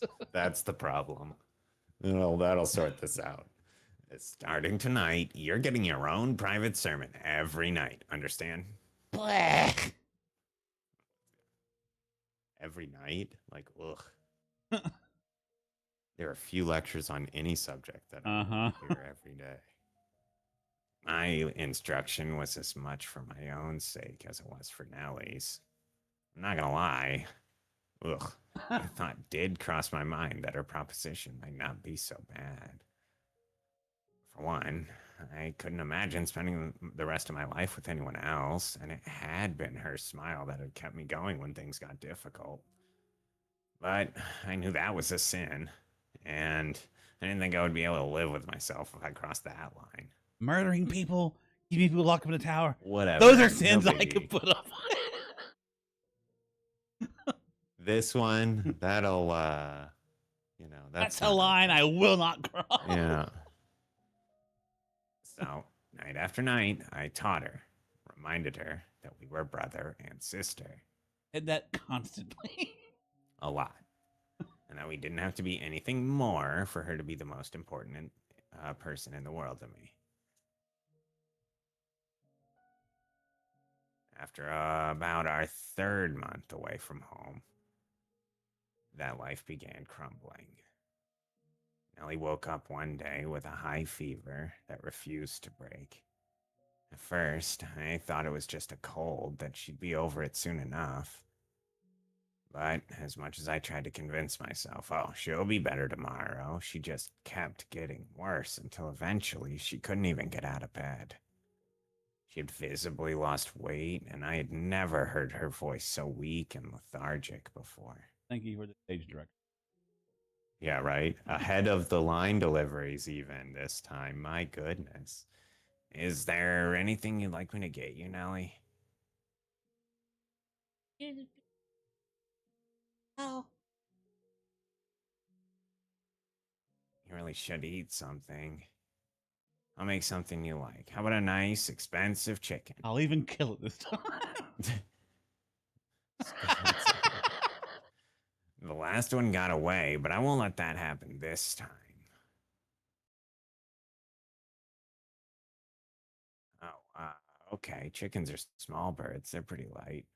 you worry, Mel. Oh, it. Yeah, you will. You'll be just fine. Everything's gonna be back to normal soon. Watching Nellie grow weaker every day scared the hell out of me. I desperately did not want to lose her. If I lost her, then who would be left that wanted me? Who would tell me I was worth something? Who would say nice things about me? Who would be there with me every day?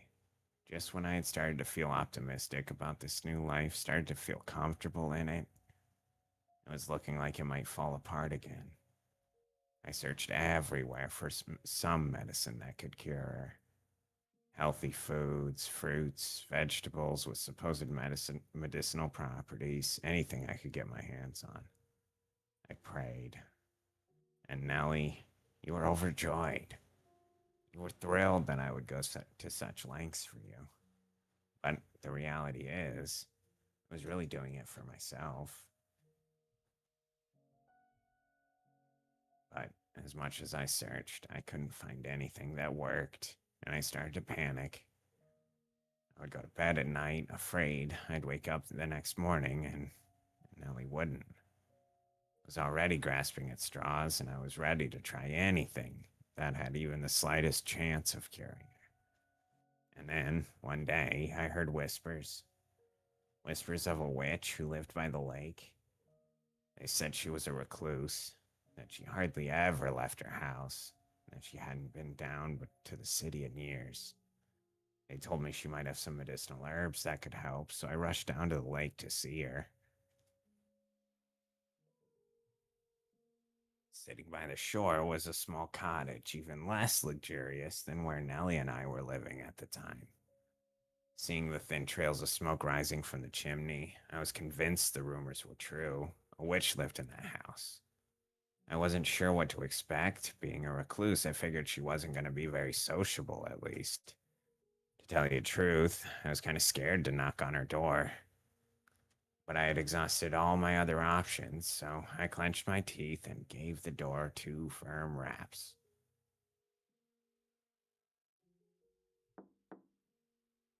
Who's there? The sound of her voice caught me off guard, and all I could do was stare at the door with a knot in my throat. Based on the information I had assumed I was going to find a wrinkly old woman. But that was the voice of a young girl.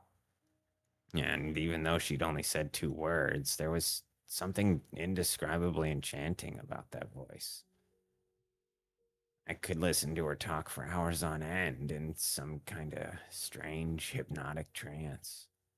It was almost like magic, for lack of a better word. I stood there, dumbfounded, like my soul had been sucked from my body. Who's there?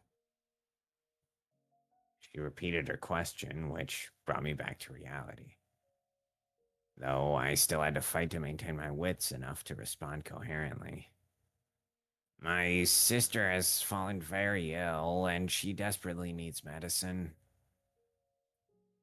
I was told that the person who lives here is a skilled herbalist. Could I please get something to treat her? What are her symptoms? She's got an extremely high fever that won't come down. She has no appetite. She's only drinking water, and she can't get out of bed. We're going to want to lower her fever first. After that, get her on a nutrition. I'm going to give you 2 medications. Give her the first while the fever's high, the second after it come down. Thank you very much. Her voice wasn't bright and energetic like Nellie's. It was more restrained, somber, and quiet, yet simultaneously clear and sharp. The sound tickled my curiosity. I wanted to know what she looked like. I wanted to know what kind of girl stood on the other side of that door. With a voice that pretty, she must be equally lovely, I thought, and I had to see it for myself. This is like me going through the drive-through in high school. Uh, and my wish didn't fall on deaf ears. When she opened the door to hand me the herbal medicine and take my money, her head peeked out between the crack ever so slightly. I said I would tell you everything, exactly as it happened, so I'm going to be perfectly honest with you. It was unsettling. It was nothing like I had imagined from her voice. Her skin had, I guess, fallen off or something, because you could see the raw red flesh beneath. She's like got leprosy or something. To say it was hard to look at would be an understatement. Most of her face was covered by a black hood, so all I could see was her mouth and chin, but even that much was harrowing. But the last thing I wanted to do was look away. For all I knew, that was why she had become a recluse. And I couldn't let myself hurt her, so I suppressed my own disgust and put on my best smile. People often tell me that I have a very pleasant, amiable smile. So I figured I could use that to prevent her from picking up on what was actually going through my mind. And when she saw my face, a look of surprise seemed to cross hers. The witch's herbs did, indeed, seem to help some. Going to visit her was better than talking to any of the local doctors. Nonetheless, Nellie hadn't been cured. She was only feeling a little bit better. So I kept paying the witch visits, kept purchasing more herbs from her. And every time I went to that cottage and heard her sweet voice, I imagined how much sweeter it would sound without a door obstructing it. Even knowing what she looked like didn't stop the curiosity from growing within me. From what I gathered talking to her, there wasn't much of an age difference between us either. She was 16 and I was 17. And I'm sure you know how it is when you meet someone around your age. It feels sort of sense of kinship. The girl I had originally believed to be some sort of otherworldly witch was starting to feel like a regular person to me. Imagine. Yeah. Through our conversations, I managed to learn her name, as well as the fact that she had come here from a faraway country. We were both a long way from home. Thinking she might open up even more to someone who'd been through a similar experience, I decided to try inviting her to go on a walk with me. It's not healthy to stay holed up inside all the time. You got this beautiful lake right here. What do you say we take a little walk around the shoreline? To my surprise, she accepted.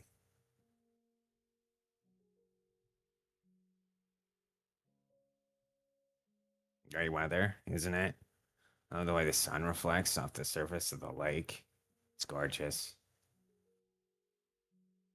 Are you okay? In disbelief.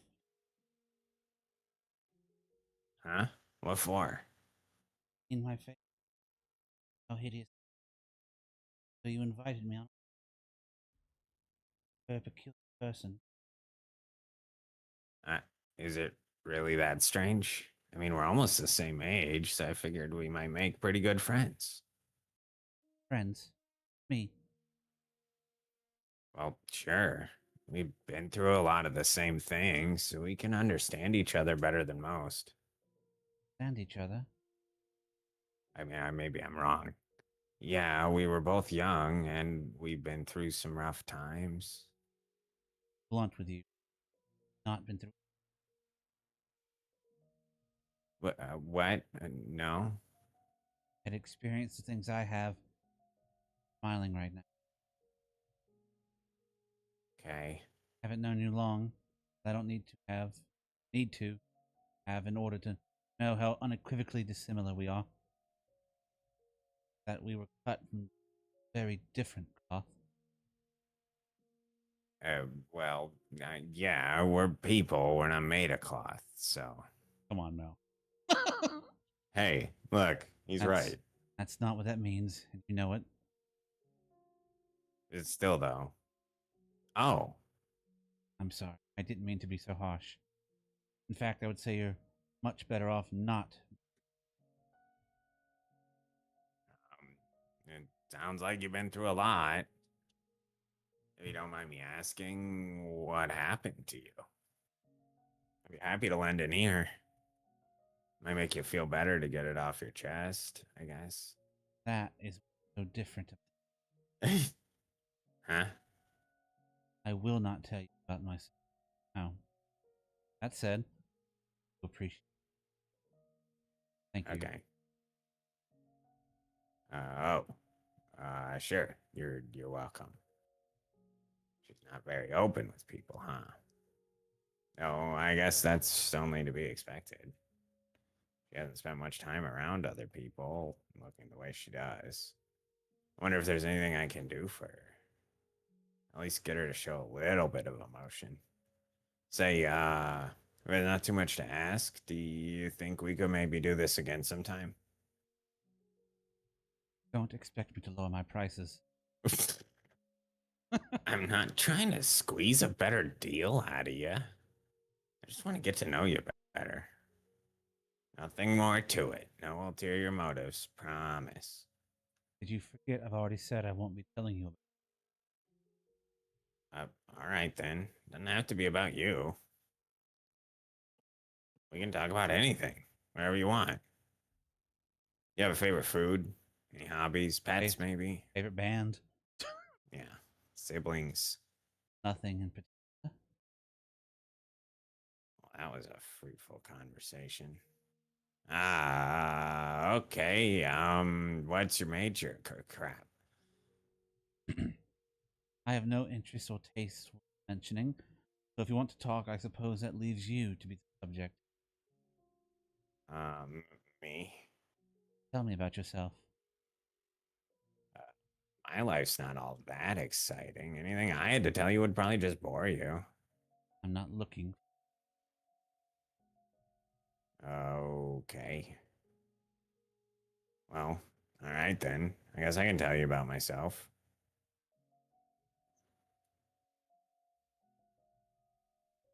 And so I did. I told her about my family situation. I told her about Nellie, and that was pretty much all I had to talk about. For the most part, she hardly even reacted to anything I said, so it was difficult to tell if she was listening or not.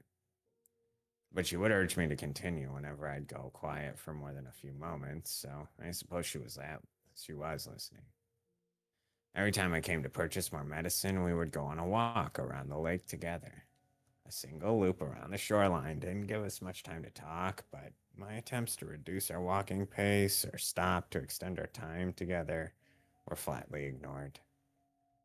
And she refused to go around more than once, claiming it would disturb her daily rhythm. Feel that. That said, yeah.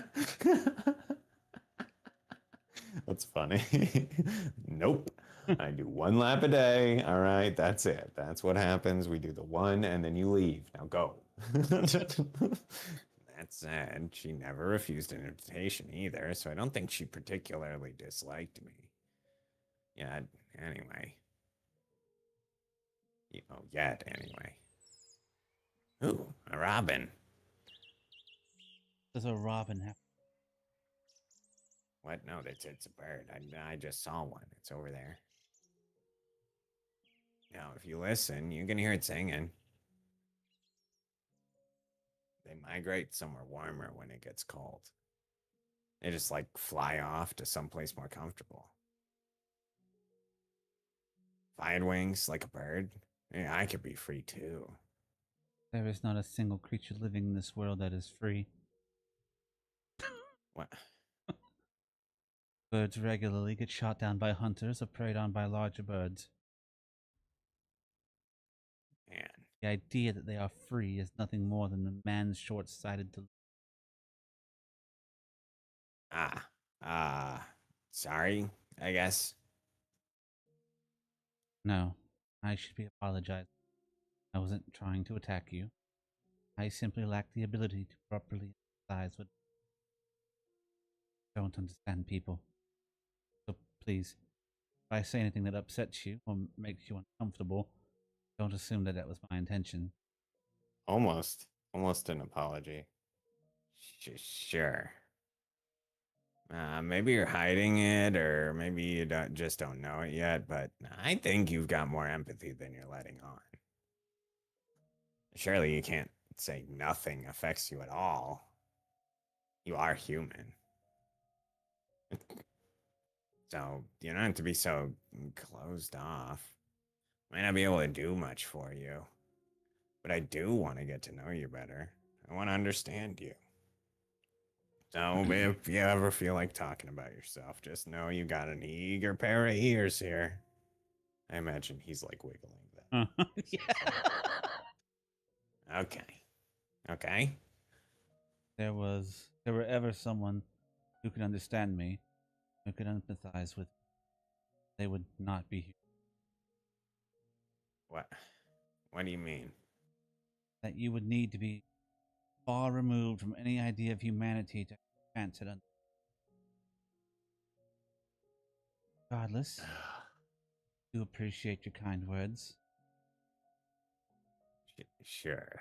Yeah, well, I mean, like, according to her story, she No, does. she's fine. Yeah, she feels like That's she's. not. Yeah. This is like how I acted in high school, I guess. Yeah. I don't know. Me Yeah, it's too. like it's like a very classic 16-year-old, Uh and like she has way more right to act like way worse than this than huh. anybody else I can imagine at the moment. But like, yeah, it's still exasperating. So, out of curiosity, do you have anyone really important to you in your life? Moment. Does that mean you used to? I'd love to hear about them, if you don't mind. They're all long dead. Oh, 4 years ago, Pleasant occurred, and as a result of that, Fought Way taught me that humans capability. oh, I'm sorry. Well then, if your sister's condition worsens again, come to me. Farewell. Hey, maybe we could walk a little slower next time so we'd have more time to talk. I want to get to know you better. Consider it. Does it really require that much thought? So long. Bye. See you soon. Here's the thing, Mel. Now she's got you thinking that you need to do something to prove that you're worth her. Huh? You're already hooked. It's classic strat. Uh-huh. Things continued on like that for a while. Nellie bounced back and forth between getting better and getting worse. Emotionally, I followed not far behind, giving very little in the way of peace of mind. Having to spend so much time worrying over and looking after Nellie was starting to wear me out, even though I knew good and well she had it much worse than me. I wanted to be done with it all. I wanted to be free. I wanted her to get better as soon as possible so I could stop agonizing over her. So, at some point, I started wishing for a miracle. I didn't care if it came from God, an angel, or something less holy. I just wanted someone to cure Nellie and take the weight off my shoulders. And during one of our walks, I let that slip. I'll take anything at this point to make her better. I'll even take a miracle if I can get one. I assumed she would, as she has a tendency to, say that people who believed in miracles were delusional. She was, in my mind, very much a realist, which is why her response surprised me so much. Wish for. What? Truly want a miracle, no matter what it might take. Well, yeah, I've tried everything else. God's all I can ask for help anymore. I know what you're gonna say. There's no such thing as miracles. If there were, Nellie would already be better. I prayed every single night for her recovery. It's all just a delusion. I know. Miracles do exist. What? You have faith. You sincerely healed. Granted your. What are you talking about, Morgana? You said many times that you know more about me. Yeah, I have. Well, as you listen to my story, you'll come to. And as you do, hope will sprout up with here. I am known as a, but I did not used to be called such. No? I am daughter of God. Oh.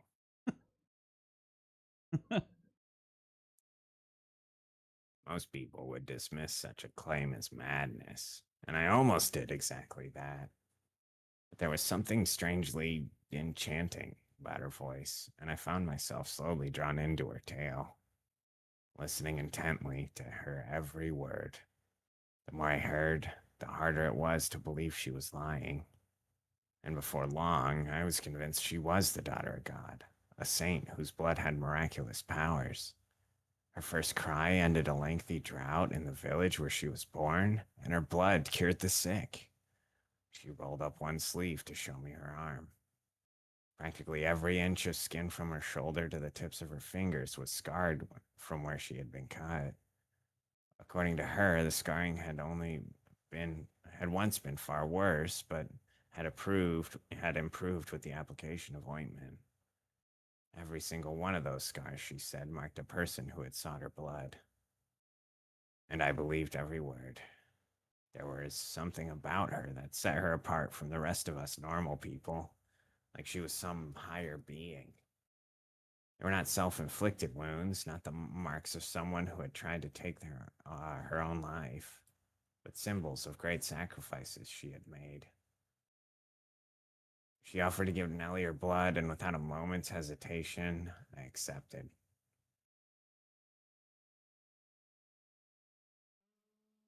Oh,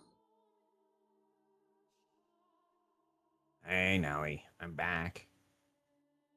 And I brought someone with me, a saint. a saint? Yep, she's here because the medicine hasn't been working for you.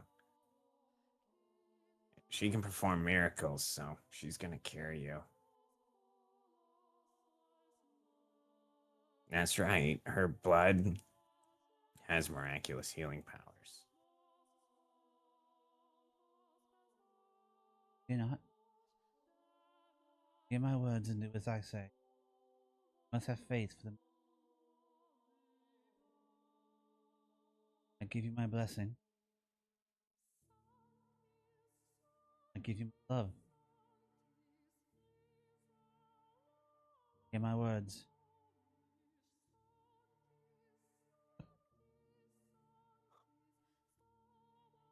Created not in a.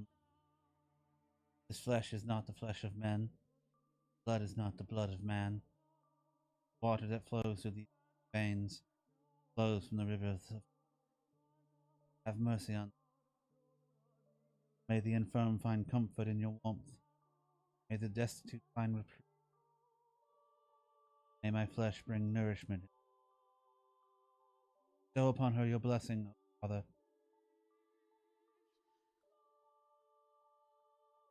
Morgana held a pale hand above Nellie's mouth and, without hesitation, sliced her own wrist. Blood slowly trickled down her middle finger from the cut, dripping into the gap between Nellie's bluish lips. I stood there, entranced by the scene. It was like I was witnessing some kind of ritual. I wasn't sure, however, whether to describe it as sacred or profane. Watching the fresh blood trickle from the cut on her wrist made me break out into a sweat, feeling like I was violating a taboo. My knees rattled, and I could barely stay on my feet. Needles prickled my hands. Thoughts slipped through my fingers before they could fully form. Had I crossed a line that wasn't meant to be crossed? Had I stepped into territory man was never supposed to enter? In time, I stopped processing Morgana's prayer as words. It became nothing but a rhythmical sequence of sounds bouncing around in my head. My line of sight grew gradually narrower.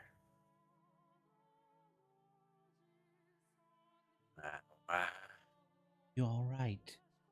Yeah, Ceremony just is an complete. adrenaline dump, you know how it is. How's Nellie? He's asleep right now. It awakens. Oh, good. My blood has to. You must remember that the miracle is predicated on your faith. So are you saying we need to worship you? Yes. Duh. No. I am merely God's progeny. Praise and prayer should be directed at my Father, the Lord God. Get going then. Hey, thank you very much. When Morgana had said I would never be able to understand or empathize with her, she had not been lying. Having only heard her tell of it, I still believed that there was room for me to close the gap between us. That there was still enough we had in common. But seeing it with my own eyes, feeling it with my entire being, I no longer had any illusions of us being on the same plane. As I gave her my thanks, my voice was audibly trembling. Come on, get up, dearest Mel. Oh, Mel. Nellie, Ah, finally, you're awake, sleepyhead. Oh, what's with the look? Am I making a funny face? are you good to be up and about? Yep, I woke up this morning feeling wonderful. Feel my forehead, Mel. See? No fever. It is. It's gone. She actually performed a miracle. I only remember bits and pieces, but I remember a really pretty saint lady showing up Huh. and give me her blood. That's how she remembers it. Memory is pretty hazy, huh? Then I got this warm and fuzzy feeling inside me. Then I had this really strange dream. What kind of dream? There's like red demons and shit. There were a whole bunch of lights floating all around me.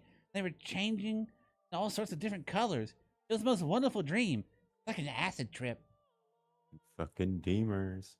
That doesn't help me understand at all, Nelly. It was a good dream. That's what matters. Must have been the Saint Lady's power at work. Must be, yeah. I'm so relieved you're feeling better, Nelly. Sorry for all the trouble I caused you, but now everything can go back to normal. Yep, all back to normal. Things didn't go. She wants to thank me. Yeah, Nelly's insisting I let her meet you so she can show her gratitude. So if it's alright, would you mind coming to supper sometime? That would Huh? Why not? doesn't have presence of without your sister. I don't think it would cause any problems. Nelly isn't the kind of girl to judge someone by their looks, I don't think. Perhaps not. In her mind, she thinks I'm beautiful, doesn't she? Must maintain that it's essential to the miracle remains unwavering on some level that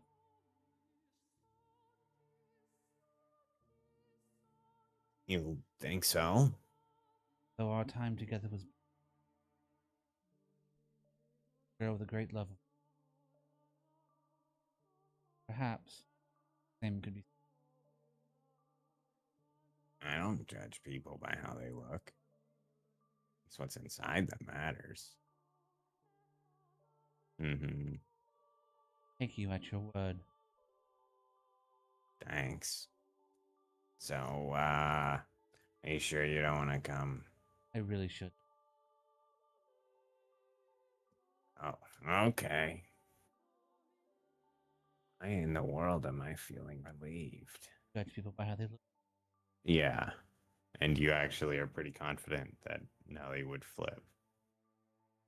Nelly recovering was a huge weight off my shoulders. Now, everything could go back to the way it was, quiet and unremarkable. I could finally go out and get a real job, forget about my old life, live like a regular old commoner. That was what I was going to do, for both of us. The problem was, Nelly hadn't actually recovered completely. She was in nearly perfect health for the first few days after drinking Morgana's blood. But soon, her fever came back. She stopped being able to get out of bed. And on top of it all, she started having lengthy coughing fits. During some of them, she coughed up little spits of bloody phlegm. That's not. No. I nearly had a panic attack. So I rushed down to Morgana's cottage and told her what was happening, to which she responded with a quizzical tilt of her head. Nellie's health meant everything to me. It certainly wasn't the curiosity her head tilt seemed to make it out to be. But it didn't seem to bother her at all. Miracle took place. Doesn't make much sense. No, it doesn't. But it's true. She can't get out of bed. And it's not a problem with her faith. Then it's the problem with yours. Yeah, I've been teaching her the word of God every night. And she absolutely believes in you, in her saint. Lower your voice. I will perform another miracle for you. You'll do it again. I will not forsake those. And it'll stick this time, right? If you believe. Huh. Cannot promise anything. But why? Your miracles aren't supposed to be temporary, are they? Whether they are or not is decided by you and your. You're my only hope, though. Please do not worry. Second blessing is for her of her. I will visit and give my blood at any time. I will gladly give her everything.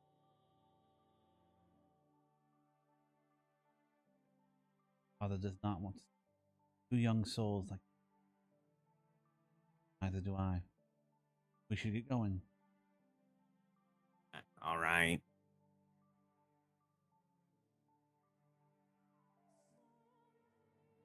For the second time, Morgana had Nellie drink of her blood. And for the second time, she was healthy again the next morning. And for the second time, she fell ill again shortly thereafter. Her fever returned. I went to get Morgana, and she gave Nellie her blood. The cycle repeated again and again. And every time I had to watch her go through that ceremony, it was exhausting. And I wasn't sure I could handle it much longer. I started thinking maybe there wasn't anything sacred about any of this. That it was as blasphemous as it looked from the outside. I was making a girl cut her own wrist and feed my sister her blood. Nothing about that sounded right. But I had nowhere else to go. No one else to ask for help. When I was with Morgana, listening to her words of reassurance, she, without fail, wiped away all the doubt I had. It wasn't until after she left that the wave of regret hit me. I wasn't sure what was right and wrong anymore. Wasn't sure what to do anymore. Every time I went to see Morgana, it got more and more difficult to look her in the eye. I stopped asking her on walks as often, and I stopped trying to have chats with her, not so much out of a sense of guilt, but because I was getting to be afraid of her.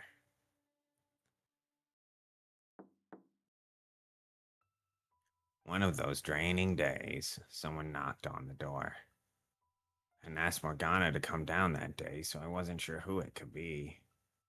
Nellie wasn't asleep in her bed, so I quietly Nellie was asleep in her bed, so I quietly rose from my seat and made my way to the door, trying not to wake her.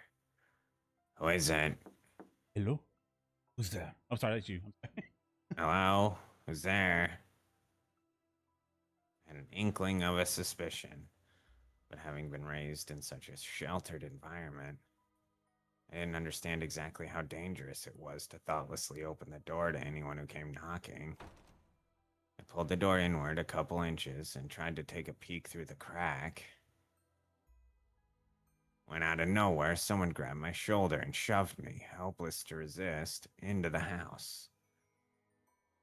A man stood there, above me. What do you think you're doing?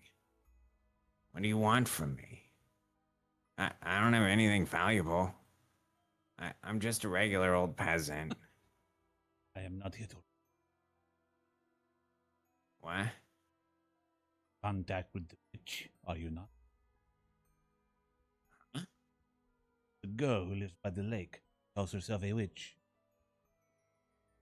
Witch? The lake down the road, that. I don't know any witch. The only one who lives there is a saint. A saint. I was told she was a witch. But regardless, there's a girl who lives there with miracle blood, no?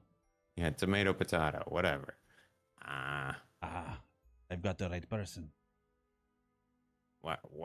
What do you want from me? I want you to help me. Huh? Need you to lure the witch out into the open. And why do you need that? Because I need to get my hands, which is miracle blood. Then go ask her for it yourself. Why should I have to help you? Open it. But you, I've seen you talking to her. Quite friendly with the witch. Taking little walks around the lake. How? I need your help. And what? What are you gonna do once you have her outside? I have orders from the Lord to take her captive. Why? The Lord? Why would he? That is none of your concern. You expect me to buy that? All I need from you to get the witch out of that Why would I? doesn't. I could always force my way in, but there's a chance something might be wrong. And if she hears your voice in the door, yes? Trust you, and like your help, there's no risk of anything going wrong. No, You barge in here and tell me you want to capture her, and you think I'm just going to agree to help? Like hell I will. Oh, don't worry. You'll get your share. You need the witch's blood too, right? I don't care about getting a share. You're you're asking me to deceive her. I don't care what you think she is. She hasn't done anything wrong. So no, I won't help you capture her. I no choice then. What? Uh, he approached the bed where Nellie slept, drawing his sword and pressing the tip against her throat. It happened so quickly, and without any warning, my mind couldn't keep up. I stood there, mouth half open, like an idiot. If I were courageous, if I were gallant and brave, then maybe I would have grabbed him and pulled him away from Nellie. But my legs seemed to be severed from my mind. They were frozen to the floor like two useless rocks. You have two options. Either you say no, back to it, Get away. or you help me cap. Get away from her right now. And if you choose the witch, I will kill the girl. Get away. Make your decision. Get away from her. Count of 10. Don't choose. Anyway,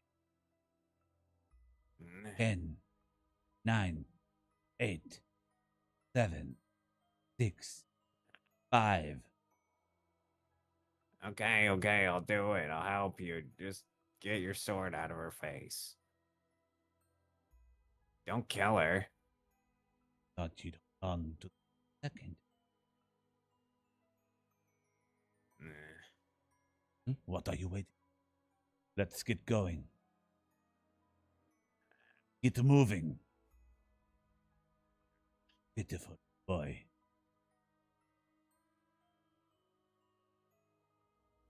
I felt like jumping into a lake and couldn't make sense of how I had ended up in such a position.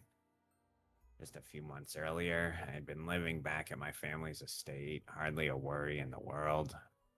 Nellie had been healthy and happy. Hadn't been exciting, no. But I had figured that was how things would always be.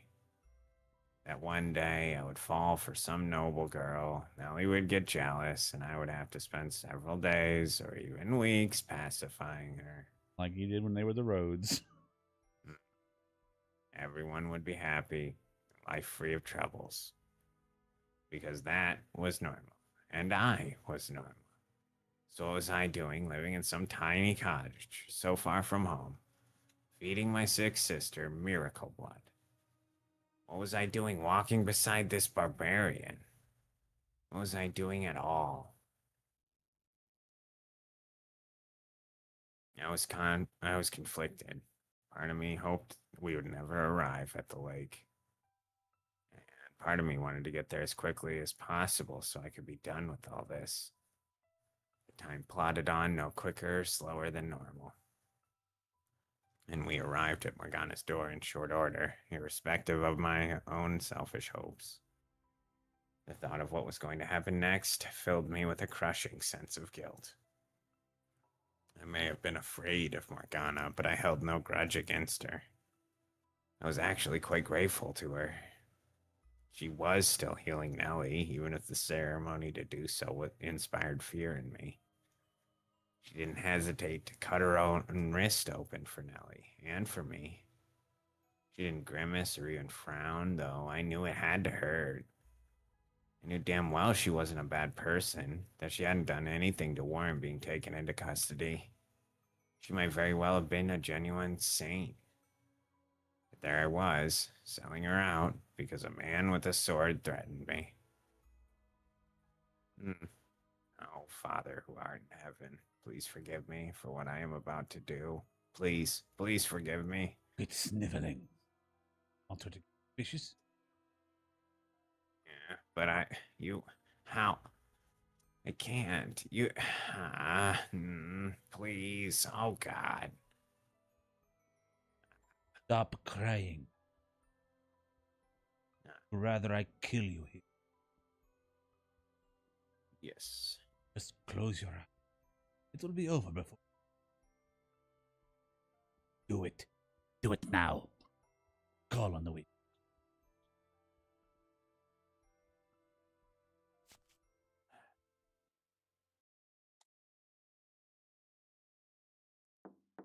Oh, There. man. It's me. I'm not here about Nellie today. Sorry for being so distant lately. I want to talk things over. I thought heard a faint gasp through the door, and then she responded. I wanted you too. Why? Why did she have to want to talk now? She had always been so curt, so rational, so quick to cut down my fantasies. Never one to get emotional or sentimental. She'd always given off the impression of being something greater than we mere humans. Always been so aloof, never giving any indication she thought anything of me at all. So why? Why did she sound like a normal girl now? Why was her voice trembling slightly when she said she wanted to talk? Why now, of all times? Why? We're running out of gas here. Yeah, we can call it here. That's fine. Oh, I mean, So if we can get to it, if there's a good break point here coming up, that I can make it a little bit but longer. But I'm running out. So I do think we're getting to the end of Mel's story. I think, but gotcha. could be wrong. We go a little bit longer. Yeah. ah, ah, ah, ah. Back, no, stay away from me. Oh, ah, help! Don't kill me. Ah, ah. Take it. What? That's your share. Would you like enough? Get, Ah, ah, ah. Why? Why did you take my arm? What do you mean? Share. Why?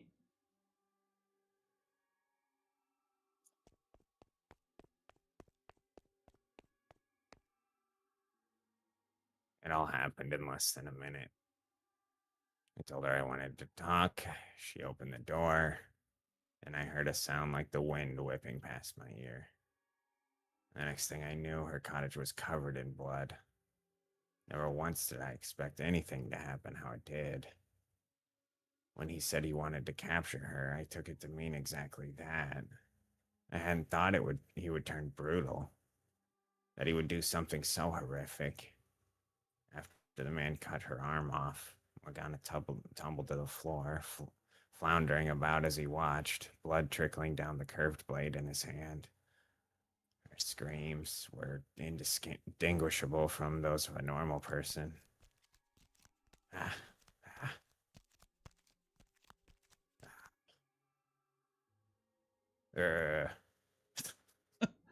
Running sounds. Yeah. Arm. Her arm. Ah! Kneeling in the grass at the lake shore, I vomited, and I vomited, and I vomited. The things I had seen in the cabin were far too much for me to handle. I tossed the arm, Morgana's arm, the man had given me into the lake. What else was I supposed to do with it? It was an arm, a human arm. You would have to be insane to go around carrying someone's severed arm. I tried to convince myself it was all a dream, some terrible nightmare, so I could still feel the warmth of her skin. But I could still feel the warmth of her skin fresh on my hands, the warmth of her blood on my fingers, dragging me back to reality. Ah! My mind couldn't keep up with the flood of thoughts and emotions and images. I wanted to close my eyes, but I was too afraid I would find the bloodbath in the cottage on the back of my eyelids, which left me with nothing to do but wail. I was horrified at what I had done. I knew that I was the one who had set it all in motion. If I had kept quiet, Morgana wouldn't have had her arm cut off. But I didn't want to admit it was my fault. I didn't want to accept that I had caused it.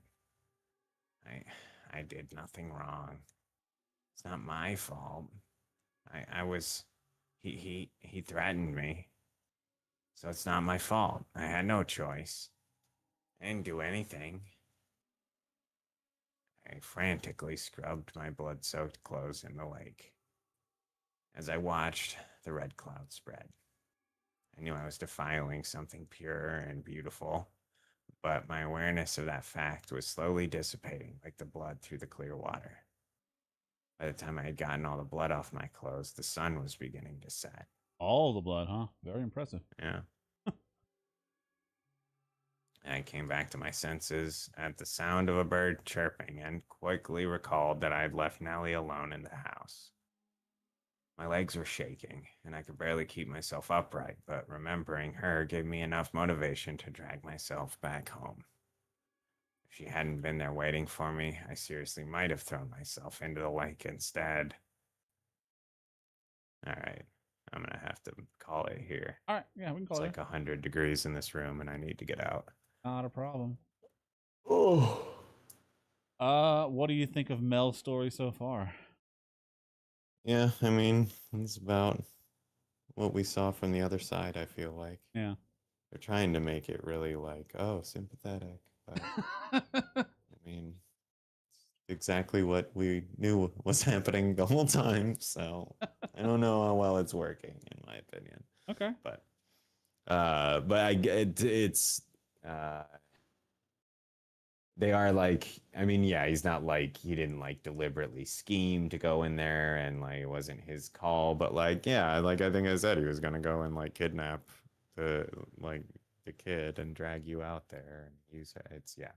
Um, so yeah, I don't feel like we got any huge revelations this time through. It Yeah. doesn't seem like. I think the biggest reveal was that like the nun was letting people think that she was Right, the yeah. saint, or if or that happened at least on this scale. Whether or not that's the case on a broader level, so that's kind of interesting. That's a new wrinkle. Yeah. But So at this yeah. point, with this much of his story told already, it does not. I'm not saying it does for me, but it does not abdicate him of his part and role in what happened to Morgana. No, Okay. I mean, I don't think there's anything that, like, I think I said it last time, but I don't really think that there's anything that makes it so that it's okay to imprison a child Right. who hasn't done anything to hurt anybody. And, you know, whether he's the one who is swinging the sword or not, he has one of the keys. He's a part of what's keeping her in prison. Yeah. So he does share in that responsibility for sure. And so the eternal torment of his soul is still justified at this point. I mean, I don't know if that's how that works, but I like he does suck. Yeah, he did he a does sucky suck. thing. That's Yeah. for sure. Yeah. All right. Well, we will finish up Mel's story when we come back next week. Like I said, we are running it down. We're gonna get to the end of it here pretty quickly. But we shall see whether or not any of them, Morgana, Mel, Swordsman, Jacopo, if any of them can be, if they can find redemption at the end. We don't know yet. But it'll be interesting to see how it turns out. Anyway, we're gonna go ahead and call it here. If we want to get notified when we go live, we go live every Monday, Tuesday, and Thursday. But you can subscribe to the channel to get the notification or join a Discord. Link for that down below. It's a good place to hang with people.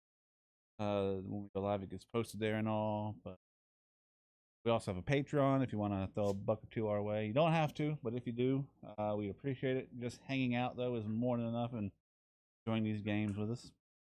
And yeah, we'll catch you back here on Monday night.